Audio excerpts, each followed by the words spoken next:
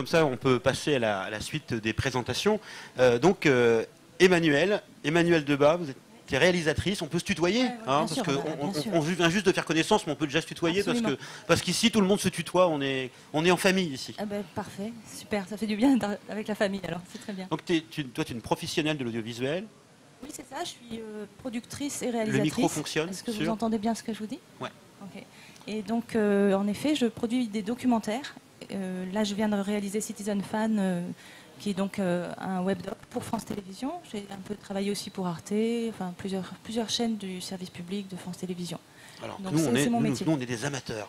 Oui, je crois que la frontière, pour moi, elle n'est pas évidente. On peut en discuter, voilà. Ouais. C'est-à-dire que j'ai regardé tes vidéos et là, ce que toi, tu viens d'expliquer sur la contribution, le fait de créer de manière collaborative, c'est un sujet qui est aussi tout à fait en vogue, entre guillemets, dans les services professionnels, enfin le service public. On demande beaucoup ça aux producteurs aussi, d'essayer d'engager le public, comme ils disent. Hein, c'est parce que c'est maintenant ça qu'il faut faire, c'est vers ça qu'il faut aller. Et je pense que les Geek Ferries, et puis vous êtes, à mon avis, pionniers. Enfin, vous avancez dans ce monde d'Internet très à l'aise. Et vraiment, c'est ça l'enjeu, à mon avis, de la création vidéo. C'est ça. C'est-à-dire que tout le monde doit pouvoir produire, participer. Ça, j'y crois beaucoup. Après, je pense qu'il y a encore un débat à avoir sur... Est-ce qu'avant que tu répondes, on présente notre dernier... Oui, invité. pardon. Donc, on accueille également Lionel. Alors Lionel, tu fais partie du collectif... C'est un collectif, la Quadrature du Net, Une association. C'est devenu une association maintenant. Donc, c'est une association de défense des libertés dans l'environnement numérique. Donc, moi, je m'appelle Lionel Morel. Sur les réseaux, on me trouve plutôt sous le pseudo de Calimac. Je tiens un blog aussi qui s'appelle Silex. Je suis spécialisé sur les questions de droit dans l'environnement numérique et en particulier de tout ce qui touche aux droits d'auteur. Alors ça, c'est assez intéressant pour nous. Hein. Oui, parfois je m'en doute. À la difficulté de se heurter aux bots de YouTube qui viennent de dire que ça, on n'a pas le droit d'utiliser. Ça fait plusieurs années que je regarde un petit peu effectivement ce qui se passe sur YouTube parce que c'est vraiment un endroit assez central pour voir comment les choses s'équilibrent en ce moment. Et je m'intéresse aussi à réfléchir à la manière dont on pourrait faire évoluer la loi pour permettre plus largement la création et la réutilisation de contenu sur Internet. Alors il y a avec nous aussi, Dany, tu étais déjà là sur la conférence précédente et tu restes avec nous. Hein, donc on te remercie. Alors, on parlait plus ou moins de ça déjà avant. Tu es toujours en direct de Toulouse, là, normalement, sauf si tu as déménagé entre les deux lives. C'est ça, non, je suis toujours à Toulouse.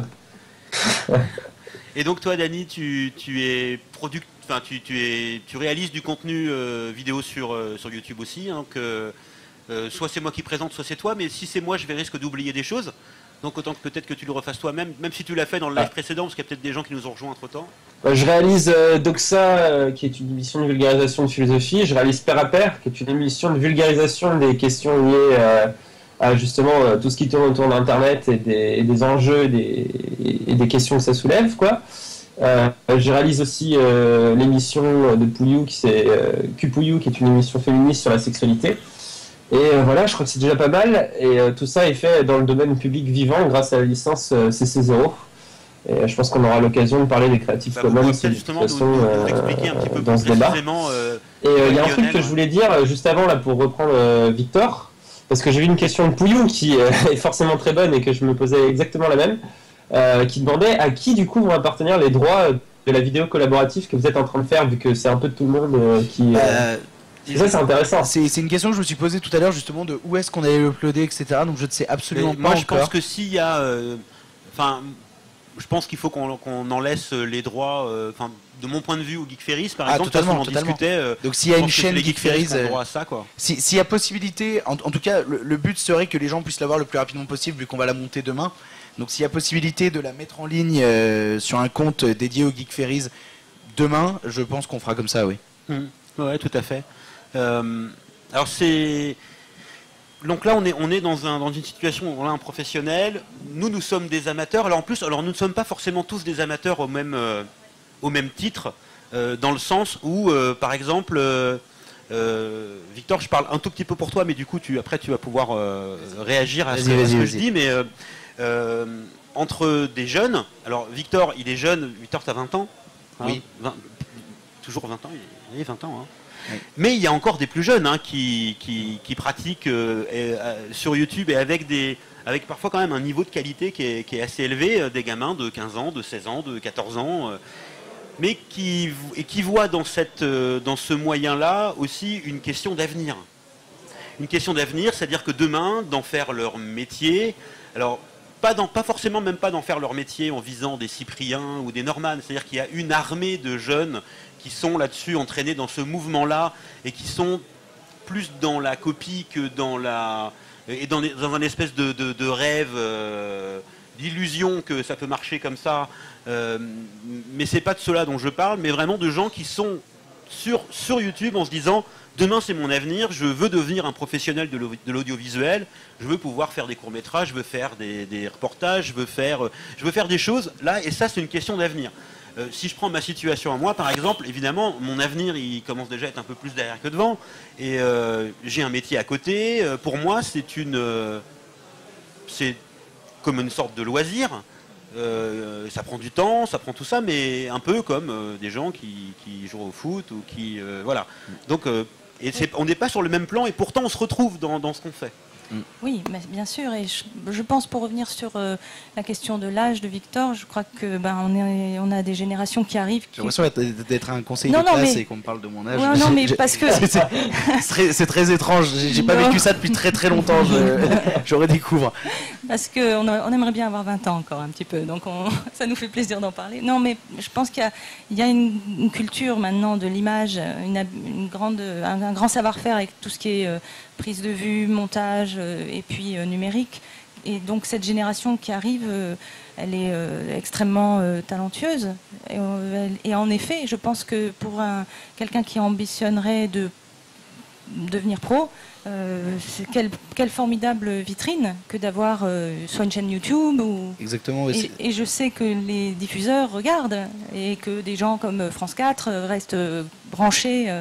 Les chaînes de télé quand même commencent un petit peu à investir le terrain. Quand même. Carrément. Et donc ils font des concours, des appels d'offres, ils savent très bien qu'il y a une créativité qui est là, et donc je crois que le professionnel ou pas, c'est pas comme ça voilà. Il y a le talent et il n'y a pas le talent. Finalement, qu'est-ce que c'est qu'être un professionnel? Parce que quelqu'un qui fait des vidéos sur YouTube et qui en vit, finalement, ça peut être sa profession, il peut donc être un professionnel. Voilà, et peut-être même parfois correctement gagner sa vie, peut-être plus que même que certains professionnels de la profession, comme on dirait entre guillemets. Donc oui, je ne crois pas que ce soit l'argent. Je ne suis pas sûre que ce soit l'argent le principal critère qui va différencier Après, je pense que c'est des réseaux, quelque part, les professionnels, pour l'instant, ça va être des gens qui ont l'habitude de travailler avec les diffuseurs, et donc les diffuseurs les connaissent. C'est un peu, pour l'instant, on est dans une période charnière, et probablement que c'est rassurant de savoir que c'est une société de production, qu'elle a fait tant de films, qu'elle connaît la législation. On revient aux questions de droit. C'est que, par exemple, moi, les films que je produis, normalement, les droits, je les partage. Enfin, je suis sous contrat, avec des clients. Donc, c'est pas la même liberté que quand vous êtes sur YouTube. On a une liberté, et en même temps, je pense que ça pose quelque chose de positif et quelque chose de négatif à la fois, pour revenir à ce que vous disiez, sur le fait, par exemple, que dans un sens, oui, YouTube est une vitrine et la création sur Internet est une vitrine, parce que ça permet par exemple à des jeunes qui aimeraient montrer ce qu'ils sont capables de faire, même dans l'amateurisme. On a de l'amateurisme aujourd'hui qui atteint parfois la qualité de travail professionnel qu'on peut voir à la télévision ou quoi. Et dans un sens, c'est intéressant d'avoir cette possibilité de se faire une sorte de book pour montrer aux gens, regardez, je suis un amateur, mais avec mes propres moyens et avec des amis bénévoles, j'ai réussi à développer ça. Mais d'un autre côté, ça pose un autre problème, qui est que malgré qu'aujourd'hui des producteurs en rapport avec la télévision ou ce genre de choses se mettent à investir sur le web, je pense pas qu'ils le comprennent encore entièrement et qu'ils mettent de l'argent forcément toujours au bon endroit. Et résultat, je pense que malgré ça, même si c'est pas dit et même si c'est pas pensé, il y a une sorte toujours de petit mépris de l'internet, même si mépris c'est un mot assez fort, dans le sens où oui, tu fais de la vidéo sur internet et tu nous as fait un joli book, mais tu restes quand même pour certains producteurs télé, juste un petit con qui est dans ta chambre avec ta caméra. Et je pense qu'il y a toujours cette double vision qui joue. J'aimerais bien qu'on dise ça de moi, tiens. Non, mais dans un sens, c'est ça, c'est que on n'arrive pas à tuer les mentalités, et il y a des mentalités qui doivent être tuées justement parce qu'aujourd'hui on arrive justement à ce point où certains se démènent assez pour avec leurs propres moyens donner la plus grosse qualité possible. Et ça c'est vachement intéressant, c'est vachement fort parce que ça prouve que Internet peut être un secteur porteur d'envie, d'imagination et d'idées et peut-être d'avenir pour certains. Donc à ce niveau-là je trouve ça vachement intéressant. Mais tant que les médias traditionnels en soi, après je pense qu'il y a des gens qui sont sur Internet et qui n'ont absolument pas envie de partir vers des médias plus traditionnels parce que justement sur Internet on a cette liberté qui est largement plus grande je pense qu'à la télévision ou quoi, même dans la liberté dans les droits ou quoi que ce soit, on a des choses qui sont beaucoup plus ouvertes et je pense que tant qu'on n'arrivera pas à casser cette frontière pour dire on a envie de faire exactement le même contenu que ce qu'on fait sur Internet mais à la télévision il y aura toujours une sorte de décalage entre ce que les médias traditionnels peuvent penser de l'Internet et ce que Internet a envie de donner aux médias traditionnels. Qu'est-ce que tu en penses, Dany, de ça? Par rapport à tout ça, j'en ai un peu discuté auparavant. Moi, je suis d'accord. Après, le mépris, pour moi, il n'est pas spécialement important parce que je pense que c'est aussi une question d'époque. Comme l'a dit Emmanuel, on est dans une époque charnière. On est entre quelque chose de très nouveau et un modèle qui est rodé de chez rodé, même trop rodé, et c'est bien ça qu'on lui reproche. Donc, je pense qu'avec le temps, de toute façon, les générations sont en train de grandir avec Internet. Ça va finir par s'imposer comme un média mainstream, si ça ne l'est pas déjà de toute façon. Donc ça, moi, c'est pas quelque chose qui m'inquiète forcément, quoi. Par contre, je pense qu'il faut activement et intelligemment réfléchir à des moyens de financer ces créateurs-là. De pouvoir avoir de nouveaux modèles économiques et de nouvelles solutions qui vont financer ces productions amateurs. Là, je pense que Lionel, tu as probablement pas mal de pistes, vu que tu réfléchis pas mal à ça, que tu pourrais présenter, non? Oui, c'est une... disons que la distinction moi, entre les amateurs et les professionnels, je trouve qu'elle est, elle est largement dépassée. Parce que ce qui se passe avec Internet, c'est qu'on se trouve dans une situation où il y a un nombre explosif de personnes qui ont des moyens de produire des contenus de très haute qualité, avec un coût relativement minime. Hein, maintenant, voilà, avec un téléphone portable, on peut faire des choses assez fantastiques. On l'a vu sur Internet. Hein. Et donc, du coup, on se trouve dans une situation où il y a une fraction de la société croissante qui est en mesure de créer. Et alors le problème qui se pose, c'est que la différence entre l'amateur et le professionnel, je pense que c'est essentiellement une question de temps qu'on peut consacrer à la création. Tout à fait. Et alors le problème, c'est comment est-ce qu'on met en capacité un grand nombre de personnes dans une population à pouvoir créer. Et ça pose une question de financement.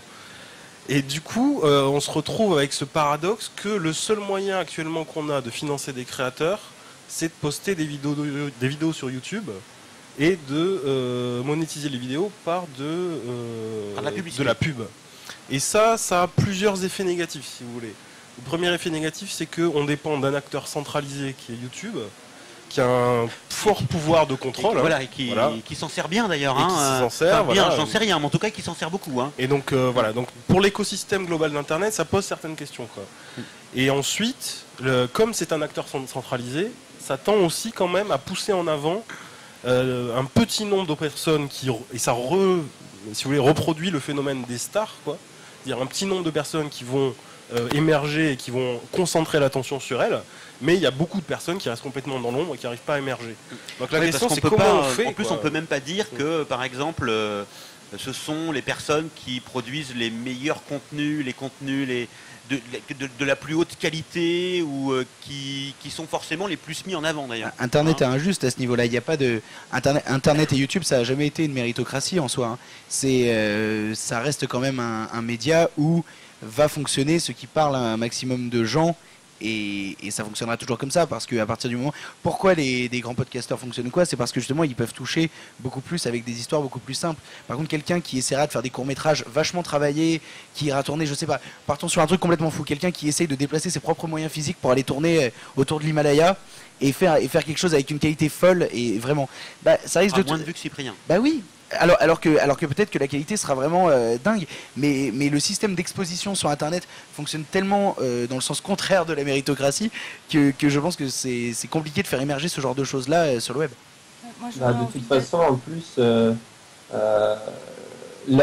l'écosystème de YouTube fait que ça privilégie les vues, puisque c'est ce qui permet après de contracter des contrats avec... Il y a des gens qui veulent nous rejoindre là. Laurent nous rejoint et Bruce, est-ce que tu reviens avec Bruce, nous, viens dire bonjour. Et reviens Bruce. Reviens parce que c'est intéressant que tu reviennes. C'est intéressant que tu reviennes Viens t'asseoir un petit peu avec nous. On va se décaler. Allez, on va tous, On va tous se décaler un peu.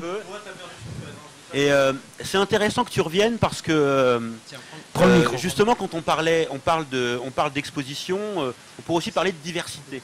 Bon, là j'ai discuté il y a peut-être une quinzaine de jours là avec quelqu'un qui est en réflexion autour de la création d'une sorte de label pour les vidéos YouTube. Et il me dit, par rapport à d'autres pays, par rapport aux pays anglo-saxons, aux États-Unis ou peut-être même l'Angleterre, en France, il reste beaucoup de trous dans la raquette. C'est-à-dire qu'il y a des catégories surreprésentées, c'est-à-dire la petite vidéo humoristique face cam, c'est surreprésenté par rapport à tout ce qui peut exister comme diversité, notamment aux États-Unis, en termes de production audiovisuelle sur Internet, notamment sur YouTube. Alors c'est pour ça que c'était intéressant que tu reviennes, parce que toi justement, tu es venu remplir un trou dans la raquette. Remplir un trou dans la voilà, raquette. c'est ça, exactement ça. Et Laurent vient s'asseoir. Alors Laurent, il n'a pas encore rempli le trou, mais ça va pas tarder. Il m'a montré tout à l'heure, Laurent, une vidéo qui n'est pas encore sortie. Il est en bêta test avec sa vidéo qui nous montre pour savoir ce qu'on en pense. Et là, il vient combler un autre trou de la raquette. Et ça, c'est un phénomène qui démarre en fait. Hein, aujourd'hui, on n'a encore rien vu de ce qui va se passer, je pense. Oui, moi j'aurais envie de prolonger sur ce qu'on disait sur YouTube et sur la manière de financer à partir du nombre de vues. Là, je voulais juste, si je peux me permettre, ramener un peu une utopie ou un idéal de service public de la culture. Ça serait quand même bien que ça va arriver forcément, parce que comme le disait Dany, les générations changent, les gens qui décident vont changer. Mais je crois quand même qu'on va venir vers le fait que les financements professionnels auxquels moi j'ai accès vont, j'espère, s'ouvrir à un plus grand nombre. Et qu'on aura du coup ce classement, comme on a des chaînes de télé, on aura des chaînes ou des... Et ça commence un peu, parce qu'il y a quand même des chaînes de télé qui commencent à investir sur le net. Et le CNC est ouvert. Hein. Mais ça risque de poser des problèmes, je pense, parce que qui dit financement dit aussi tentative de contrôle sur le contenu, je pense. Je pense que l'un ne peut pas venir sans... Il y a peu de philanthropes quand même. Oui, je pense que certaines personnes... Il y a aujourd'hui des gens qui donnent de l'argent à des contenus sans vraiment regarder, juste en sachant que le contenu marche et qu'il faut laisser la patte originelle pour que le contenu puisse marcher. Mais à partir du moment, je pense, où justement des gens des médias traditionnels s'intéresseront un peu plus à l'intérieur du contenu et commenceront à essayer de l'analyser, etc., on va rentrer dans un système où quand on donnera des financements à quelqu'un, on essaiera justement d'orienter un contenu vers quelque chose qui marche plus, par exemple. Pas si c'est le CNC. Oui, pas si c'est le CNC, mais parce que oui, mais il y a quand même, comme tu disais, il y a très peu de philanthropes dans le milieu. Une petite explication, le CNC, donc c'est la contribution. Alors, en fait, le ministère de la Culture donne de l'argent au cinéma et au web à travers donc le Centre national du cinéma. Ça s'appelle toujours cinéma, mais en fait c'est aussi web. Et vous avez donc accès. Pour l'instant, c'est vrai que ça reste encore quand même assez difficile d'obtenir des aides. Ça reste accès cinéma en plus, peut-être. Non, le web est quand même soutenu, mais bon, faut pas se le cacher. Pour l'instant, c'est encore un petit peu, je trouve, difficile d'accès. Mais ça va forcément s'ouvrir un peu plus. Et cet argent, c'est de l'argent quand même public et personne ne vient contrôler le contenu. C'est quelque part, bien sûr, il faut faire un scénario, il faut montrer vers où on veut aller. On ne peut pas demander juste de l'argent comme ça. Mais quand même, on est dans un pays où on peut produire son contenu en ayant donc de l'argent du CNC. Si vous avez par exemple un accord avec un diffuseur web, quel qu'il soit, ça peut être un organe de presse, je sais pas, le Courrier International, Le Monde, enfin je sais pas, et vous voulez faire un contenu, vous avez de l'argent au CNC pour ça. Seulement, peut-être que parfois les gens ne le savent pas et donc ils ne vont pas remplir les dossiers. Puis c'est peut-être quand même, je sais pas, enfin après faut mesurer un petit peu la charge que ça va représenter en termes de charge administrative, de suivi de dossier, que pour la plupart du temps quand même des jeunes, de pouvoir mettre en place. Bien sûr, mais c'est juste des pistes de réflexion, c'est-à-dire qu'on peut aussi se dire, il n'y a pas que YouTube, c'est pas le maître.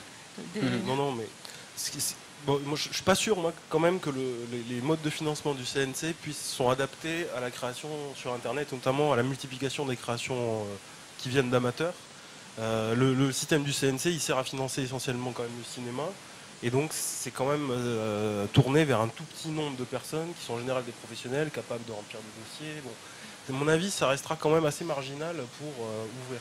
Par contre, on voit quand même un mouvement que je trouve depuis un petit moment vraiment intéressant de diversification des sources de revenus, où on voit des youtubeurs qui se rendent compte que c'est peut-être pas une très bonne idée de dépendre uniquement de YouTube et qui vont vers des systèmes type Tipeee par exemple. Je crois que Bruce, oui, tu te lances là-dessus. Je sais que Dany fait aussi. On a vu Durandal faire ça, le Fossoyeur de films. Et du coup, donc là, on est plus sur ce qu'on appelle du crowdfunding.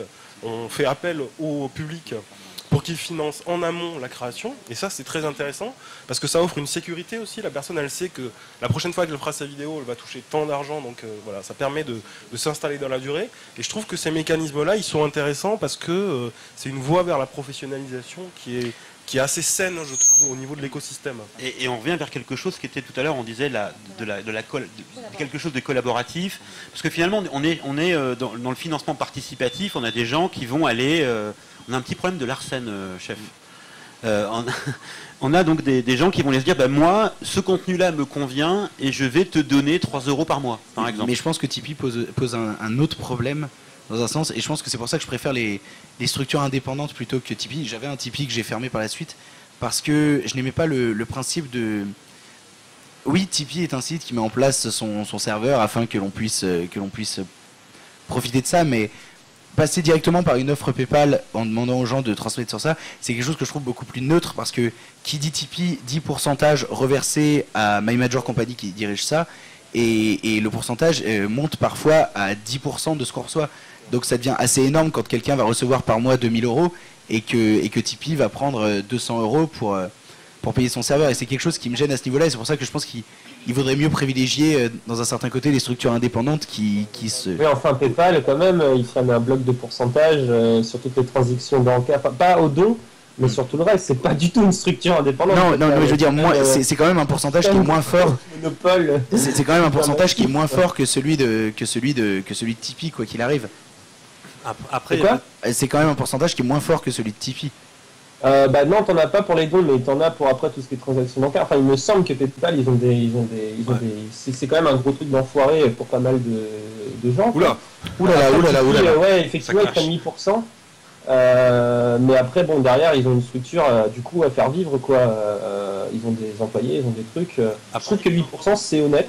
Honnêtement, quand tu vois que personne les filles en général le dit. Si t'arrives à 10% de ce que tu touches, c'est que tu as vraiment signé un bon contrat et que tu es très connu, quoi. Après, il y a peut-être juste aussi... Mais en général, ça tourne plutôt, on prend 50 à 40 à 30%, quoi. Après, il y a aussi autre chose dont il faut certainement tenir compte. C'est vrai qu'on a perdu cette habitude avec l'immédiateté du net. Mais si je prends par exemple l'exemple de YouTube, YouTube, ça a 9 ans, quoi. Aujourd'hui, c'est quelque chose qui, il y a 10 ans, n'existait pas. Les choses sont en train de se mettre en place. C'est tout jeune, 10 ans. Hein. Les sources de financement, je veux dire, aujourd'hui, voilà, en gros... L'idée... On ne peut pas monétiser depuis 10 ans. Hein. Non, c'est clair, ça fait depuis moins de 5 ans. Voilà, c'est très récent. Hein. Et ce qui se passe, c'est que donc, le financement, le principe de base, c'est que les vidéos doivent être accessibles à tout le monde gratuitement. Dès lors que ça s'est mis en place, ça veut dire que le financement doit venir d'ailleurs. Classiquement, il va venir par la pub. S'il ne vient pas par la pub, il vient par des gens qui ont les moyens. Voilà. Donc ça peut être soit de l'abonnement, on dit voilà, si vous voulez regarder, il faut payer, soit par des gens, si vous avez les moyens, contribuez, et ça nous permettra de continuer pour tout le monde. Alors, j'ai une question intéressante sur le Ask. Ouais. Elle est quand même de savoir est-ce que c'est la moustache qui apporte le succès. Alors nous, Lionel, on est mal barrés tous les deux là. Hein. Alors, en fait, voilà. Tu viens de tuer un débat super intéressant. Je ne sais pas si tu t'en rends compte quand même. Hein. Alors, d'abord, il y a moustache et moustache. C'est-à-dire qu'il ne s'agit pas d'avoir un petit duvet ou de se laisser pousser 4 poils. Ça, et ensuite, ce qui se passe, c'est qu'il y a succès et succès aussi. Tu parles pour moi au niveau du duvet. Pourquoi tu te sens visé comme ça tout de suite? Non, mais t'auras une vraie moustache quand tu seras grand. Voilà, c'est ça. Voilà. Non, mais alors, après, ce qui se passe, c'est qu'il y a succès. Et alors, ce qui est vrai, c'est que pour passer du succès à la célébrité ultime, ouais, il vaut mieux avoir des poils. Voilà, c'est une histoire de poils. Ouais. Okay. Et des poils blancs, ça aide. Je dis ça, on dit rien. Voilà. C'était très intéressant. Essaye de rebondir là-dessus maintenant, essaye de rebondir là-dessus. Sur quoi? Bah, sur l'histoire de la moustache. Pour... Mais je trouvais ça marrant parce que c'était la question quand même qu'il y avait, c'est-à-dire qu'on parle de trucs. Justement, il y avait un débat quand même qui était, tu vois, un débat un peu sérieux quand on me disait, mais est-ce que c'est la moustache virile qui amène le succès? C'était assez drôle qu'on nous dise ça. Alors on parle de contribution créative. Ah oui, alors ça, je vous en Alors parle c'est un certain Pouillou. Je sais pas qui tiens c'est. donc. Pouillou. Donc, Salut Pouillou. Salut Pouillou. ça, je peux vous en parler un petit peu. Alors, ça, c'est une proposition qu'on a élaborée à la Quadrature du Net. Alors, en fait, c'est justement en partant du constat, si vous voulez, c'est quelque chose qu'on avait élaboré comme contre-proposition au moment de la loi Hadopi, en fait. Où on s'était dit, de toute façon, il sera impossible de contrôler la manière dont les œuvres sont utilisées sur Internet. Donc autant légaliser tout ce qui était téléchargement et partage des œuvres sur Internet. Mais on avait quand même l'idée que c'était primordial de trouver des sources de financement de la création. Et donc ce qu'on a proposé, c'est que le partage soit légalisé, avec mise en place d'une contribution pour toute personne qui a un accès à Internet, donc une connexion Internet, de l'ordre de 4 à 5 euros par mois. Et que si on mutualise toutes ces sommes, ça fait à peu près 1,5 milliard d'euros par an, rien que pour la France. Hein. Une contribution de combien par personne? 4 à 5 euros, pas par personne, mais par foyer connecté à Internet. Par box. Et ensuite, on répartit ces sommes-là en fonction des vues de contenu, mais pas en les répartissant de manière linéaire, en essayant de faire en sorte que la répartition soit sous-linéaire, pour éviter justement que ça concentre trop. Sous-linéaire, qu'est-ce que ça veut dire? Ça veut dire en fait que quelqu'un qui est 1000 fois plus vu qu'un autre touchera pas 1000 fois plus. Il touchera par exemple que 10 fois plus. Parce que sinon on concentre encore les rémunérations sur un tout petit nombre. Et alors du coup, en fait, si vous voulez, au lieu que ce soit YouTube qui serve d'intermédiaire de paiement, ce serait l'ensemble des internautes qui accepteraient de contribuer pour que des contenus émergent. Et on pense que ça, si vous voulez, ce qu'on appelle contribution créative, il ne faut surtout pas la réserver aux professionnels. Ouais, mais la donner aussi aux amateurs pour permettre aux gens d'aller vers une démarche de création et de professionnalisation progressive. Sur le principe de financer les créateurs comme ça, je trouve ça vachement bien. Par contre, moi, j'ai quand même une question par rapport au fait de demander une contribution de 4 ou 5 euros par mois à tous ceux qui ont un accès Internet. Pour moi, c'est le même problème qu'il y a eu à l'époque avec le CD-ROM. Quand la SACEM s'est mis à taxer tous les CD-ROM vierges, je veux dire, moi, j'utilisais énormément de CD-ROM pour des données. Absolument pas pour de la musique, j'ai jamais téléchargé, si légalement maintenant oui avec iTunes, mais avant illégalement j'ai jamais téléchargé de musique. Et du coup non, je te jure c'est vrai, viens chez moi tu verras. Hein.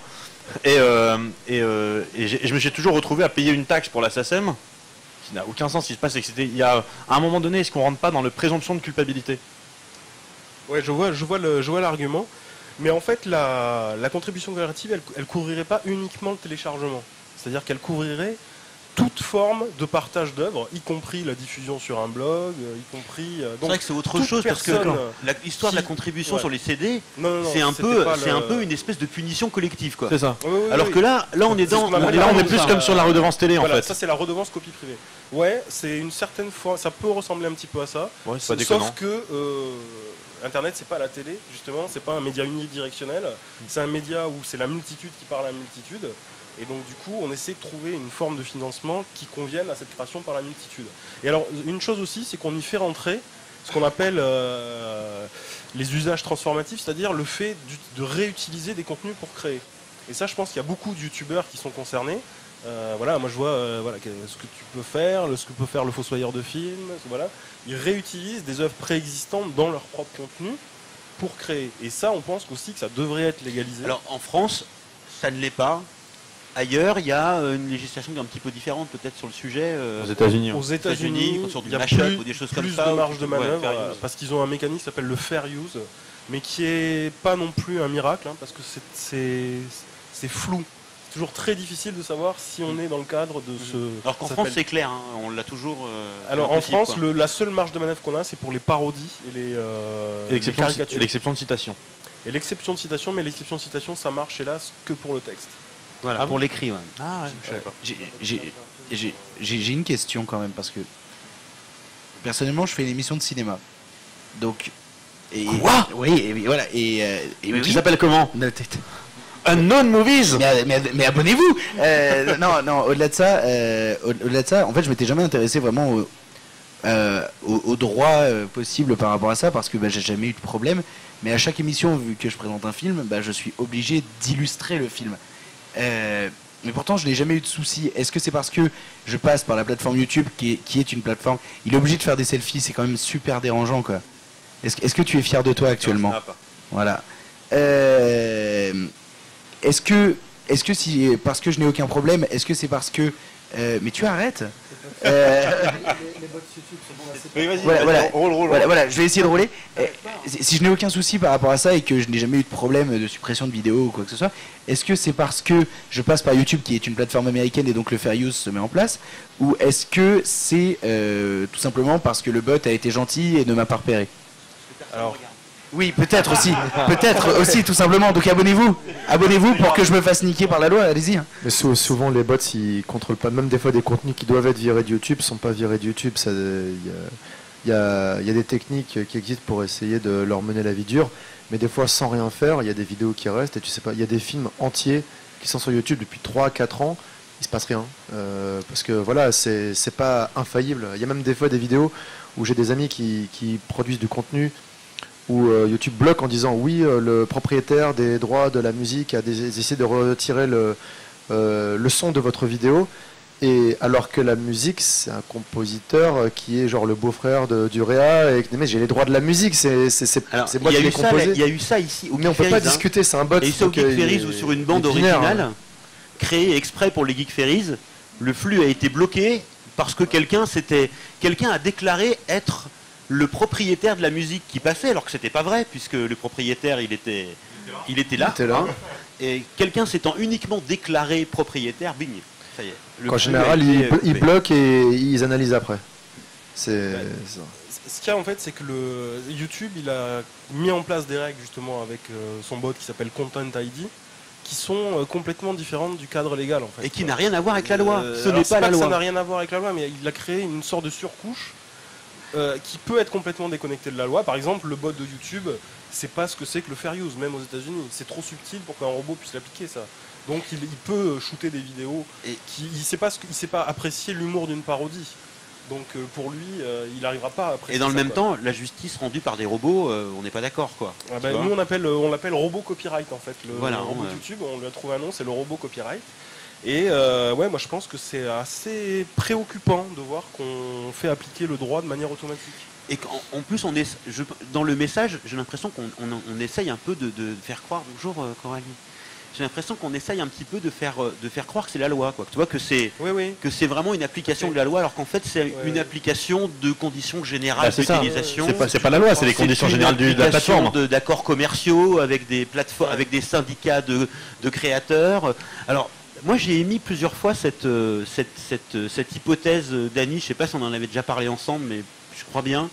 De l'idée de on parlait de SACEM il n'y a pas longtemps sur le trottoir, là, tous les deux, de parler est-ce qu'on ne pourrait pas imaginer qu'à un moment donné, au même titre qu'il y a justement donc, la SACEM, qui est une société d'auteurs, qu'il y a des sociétés de producteurs, des sociétés de réalisateurs, pourquoi est-ce que demain, il ne pourrait pas y avoir une société de producteurs de contenu sur Internet, une sorte de syndicat des personnes qui produisent du contenu sur Internet et qui pourraient agir en leur nom, en leur droit, pour protéger aussi leur contenu. Un genre de United Artist, quoi.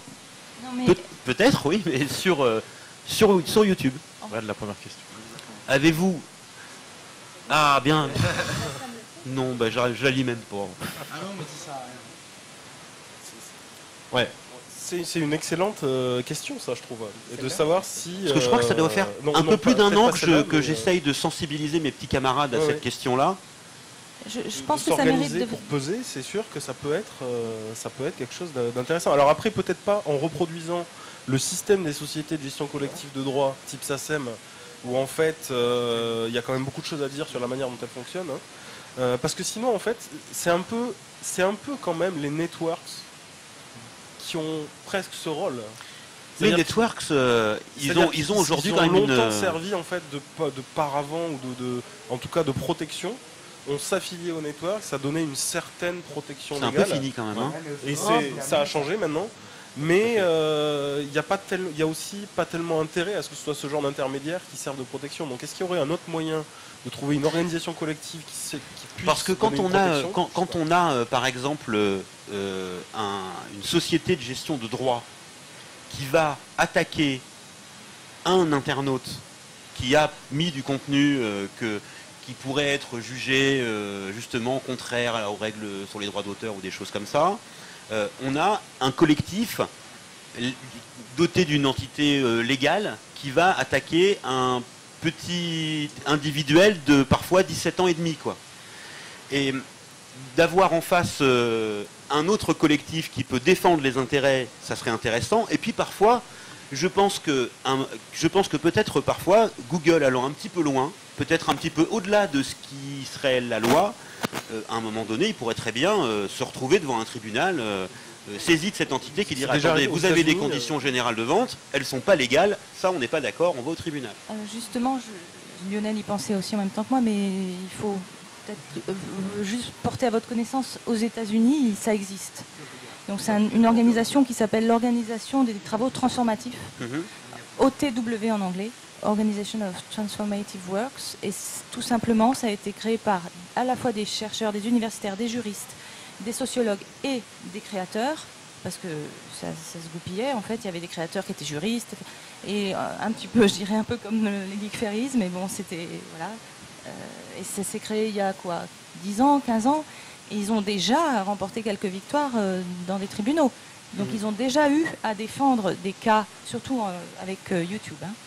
Mais j'ai interviewé une fois un membre de OTW qui m'a dit « Moi, je suis disponible par téléphone au cas où un jeune se ferait en effet menacer de quelque chose et je le conseille. » Donc ils ont structuré ça et on pourrait s'inspirer de cet organisme pour faire la même chose en France. Moi, je pense que c'est quelque chose qui nous manque. Moi, j'ai quand même une question. Je ne vais pas me faire l'avocat du diable, mais un petit peu quand même. C'est à un moment donné, YouTube, c'est pas Internet. C'est-à-dire que moi, si j'ai envie de mettre un contenu qui, même du point de vue strictement de la loi, des droits d'auteur, tout ça, n'est pas légal, je peux toujours la mettre sur un site internet quelconque, je peux monter un site rapidement, mais même si j'ai pas je dirais les compétences techniques, c'est très facile de mettre une vidéo sur un site, il n'y a pas besoin que ce soit YouTube. YouTube, c'est une société privée qui a des règles. À un moment donné, si on utilise la plateforme, c'est ce que c'est pas logique qu'on respecte ces règles, sinon on en utilise une autre. Alors, il y a un autre problème aussi auquel je pensais. Au final, Internet Explorer ce n'est plus utilisé, on utilise Chrome, c'est pour ce genre de raison à la base. C'est parce que Bruce, imagine que tu es une société d'informatique et que tu développes des applications par exemple pour Apple. Oui. D'accord, tu ne développes que des applications Apple et iTunes te refuse toutes tes applications, alors que c'est ça qui te fait manger. Te refuse toutes tes applications sur un principe qui n'est pas un principe légal, qui est juste qu'ils ont décidé que tu n'allais pas pouvoir faire ça. Est-ce que on peut se dire, c'est eux qui décident, hein. Après tout, j'ai qu'à pas bouffer. Alors c'est pas exactement la même chose. C'est un peu exactement la même chose. Là où c'est la même chose, c'est si tu me dis... Parce que si ça te sert à manger ta vidéo YouTube, oui, mais si tu la mets sur Dailymotion, tu ne manges plus. C'est pas là-dessus le point. Le point où c'est pas la même chose, c'est si tu me dis que par exemple que les applications, quand je veux les mettre sur iTunes, quand je veux les mettre sur l'App Store, ça ne cadre pas avec les conditions de l'App Store. Alors là, pour le coup, c'est ma faute. Si je fais des applications qui doivent aller sur l'App Store et que ça remplit pas les conditions de l'App Store, par exemple qu'il faut une vignette, n'importe quoi, il faut une vignette qui fait telle taille, je fais pas de vignette, il l'accepte pas, je le sais. Là, c'est pas, il décide pas de façon complètement aléatoire, je pense, sur YouTube, il décide jamais de façon complètement aléatoire, au contraire, c'est bien le problème, c'est que c'est complètement automatique. Maintenant, le problème, c'est, alors, encore une fois, je comprends qu'il y ait la nécessité de ce débat, mais est-ce qu'à un moment donné, il ne faut pas aussi tenir compte de l'argument qui est qu'à un moment donné, c'est une société privée et que est-ce que oui, mais de monopole jusqu'à ce qu'il y ait une plateforme open peut-être qui se crée et qui prenne suffisamment de masse. Moi, je me rappelle, pour le coup, moi, je suis avec un ordinateur depuis 25 ans. Pas le même, hein, non. Et moi, je me rappelle de l'arrivée de Linux. Au début, tout le monde rigolait. Au début, installer Linux, il n'y avait pas d'installeur ni rien. Il fallait se programmer, il fallait se compiler son kernel et tout. Enfin, c'était un bordel monstre. Aujourd'hui, Linux, tout le monde a la possibilité d'installer Linux. S'il ne veut pas entendre parler de Mac, s'il ne veut pas entendre parler de Windows. Il y a un truc important aussi, c'est qu'on dit il y a une plateforme qui est monopole. Le monopole, c'est clair que c'est un peu orienté par les personnes qu'il y a derrière, mais on le crée aussi. On a notre part de responsabilité dans le paysage du net aujourd'hui. C'est comme dans le jeu vidéo, il y a beaucoup de joueurs qui disent oh, telle licence, ça part en vrille, c'est n'importe quoi. Mais si les développeurs font ce type de jeu, c'est parce que c'est ce type de jeu-là qui se vend le plus. Donc du coup les vidéos, sachant que YouTube rémunère, Dailymotion rémunère, Watt rémunère, même Watt rémunère beaucoup plus que YouTube, c'est juste que ça fait moins de vues sur Watt, parce que Watt est moins populaire, donc du coup forcément on fait moins d'argent alors que ça rémunère plus. Mais il suffit que tout le monde arrête d'aller sur YouTube pour foncer sur Watt, et puis la tendance va complètement s'inverser. C'est-à-dire qu'il y a aussi, faut pas se dire que c'est une fatalité, et il y a une fatalité. Il y a, je sais plus quel youtubeur avait dit ça, j'en parlais à l'ouverture, je sais pas si c'est Mathieu Semmer ou Antoine Daniel, il disait moi je suis pas youtubeur, moi je suis vidéaste. Oui, c'est Antoine. Voilà, que si jamais YouTube arrête d'exister, il continuera quand même de faire des vidéos. Je suis pas youtubeur, c'est comme comment dire, j'ai même pas d'exemple tellement c'est simple en fait comme concept, c'est qu'il faut pas se dire que c'est YouTube ou rien. Les contenus amateurs existent depuis bien avant Internet. À l'époque, Alex Pilot, qui est directeur des programmes de No Life, lui, il a commencé à faire du film amateur avec ses potes à Nice sur des VHS où il faisait les copies avec 2 magnétoscopes et il les revendait dans les festivals. Ça a démarré comme ça. Enfin, le film amateur, ça a démarré bien avant ça, évidemment. Mais la vague de bandes de potes qui se déguisent, qui font les clowns, et ce qui a amené Noob à arriver au Grand Rex le week-end dernier, c'est aussi ce côté amateur avec des gens qui se prennent pas la tête et qui s'amusent en premier lieu. L'argent, ça peut représenter un frein, mais YouTube, dans 10 ans, peut-être qu'il n'existera plus. Finalement, en tant qu'utilisateur d'Internet, on a une responsabilité sur ce qui s'y passe. Si on tient ce discours de dire de toute façon YouTube, il faut qu'on s'adapte parce que sinon après on est foutu si on va pas sur YouTube, les mecs qui sont derrière YouTube ils se frottent les mains quand ils entendent ça. C'est super dangereux d'avoir ce discours-là. Et le souci c'est que YouTube a pris une telle importance aujourd'hui que c'est difficile de faire autrement. L'importance qu'on lui a donnée. L'importance qu'on lui a donnée, mais le problème c'est que on est dans une situation où c'est ultra dur de faire changer la mentalité de gens maintenant. Et puis il y a une autre question que je me posais tout à l'heure quand vous parliez de défense des droits, justement, de problèmes qu'auraient des gens avec les droits, etc. Je pense qu'on est dans un monde actuel au niveau de la vidéo internet qui va tellement vite que je pense que même ce moyen-là serait trop lent. Enfin, je vais essayer d'expliquer ma pensée, mais dans un sens, imaginons que telle ou telle personne annonce, tel youtubeur annonce qu'il va sortir une vidéo tel jour à 18h et qu'il a déjà une grosse communauté. Ça veut dire que les gens attendent sa vidéo pour 18h. Il prépare sa vidéo et au moment de la sortir, la vidéo se fait flaguer et on lui dit non, désolé, ta vidéo tu la publieras pas parce que à tel moment tu as mis 3 secondes de Avengers et t'as pas le droit de mettre 3 secondes de Avengers et je vais me prendre tous tes revenus. Ouais, j'ai dit Avengers hier.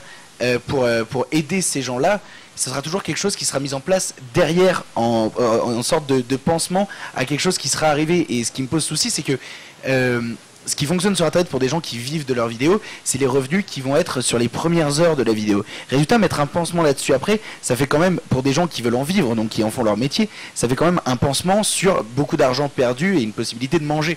Donc au final, je pense qu'il y a quelque chose plutôt à retravailler à la source même de la chose plutôt que d'essayer de mettre des pansements pour colmater derrière. Disons que aux États-Unis, les associations qui défendent les internautes, leur philosophie c'est de dire bon, si jamais on fait 1, 2, 3 procès à YouTube et qu'on gagne, ça va déjà les faire un petit peu réfléchir, si tu veux. C'est-à-dire que ça a valeur exemplaire. Ils ont fait des procès. Dans des cas vraiment emblématiques. Et YouTube a dû s'excuser. Voilà, il y a eu des moments où YouTube n'a pas du tout intérêt à aller en justice et à perdre des procès, c'est très mauvais pour eux. Donc ça a quand même une valeur importante, qu'il y ait des procès dans des cas vraiment emblématiques. Après, ça peut aussi pousser à modifier le fonctionnement du robot et les règles. Moi, juste pour répondre à ce que disait Bruce, donc d'accord, c'est une plateforme privée, elle a le droit d'imposer par le biais de ses conditions d'utilisation un certain nombre de choses. Mais pas tout quand même, parce que par exemple, faire une parodie, c'est la loi qui nous donne la possibilité de le faire. La plateforme, elle n'a pas le droit de nous supprimer un droit que la loi nous donne. Et avec son robot, en fait, ce qu'elle fait, c'est qu'elle se superpose à ce que la loi nous permet de faire. Donc en gros, nous ce qu'on dit, c'est que YouTube devient ce qu'on appelle une police privée du droit d'auteur, qui se substitue aux tribunaux en fait. Alors, ça c'est très, on ne doit pas laisser exactement en fait, ce que je disais il y a un an dans la vidéo se transformer en tribunaux privés du droit d'auteur. Mais alors je suis d'accord et en même temps je suis pas d'accord. Donc là je vais encore me faire l'avocat du diable. Ce qui se passe c'est que oui effectivement la parodie. T'as ta carte de Google qui est tombée de ta poche. Merde. La parodie on devrait avoir le droit. On a le droit de le faire donc on devrait pouvoir le faire sur YouTube. Mais ce qui se passe c'est qu'il y a plein de choses qu'on a le droit de montrer dans des vidéos qu'on n'a pas le droit de montrer sur YouTube. Ça choque personne. Je veux dire que personne dise à un moment donné, on va pas montrer de nudité dans les vidéos, même si ça peut arriver, etc., mais ça peut se faire flaguer. Je veux dire, il n'y a pas de loi qui interdit de montrer une paire de seins dans une vidéo. Pourtant, YouTube dit, voilà, nous, notre règle, si on fait pas ça, ils ont le droit de dire, nous, notre règle, c'est pas de parodie.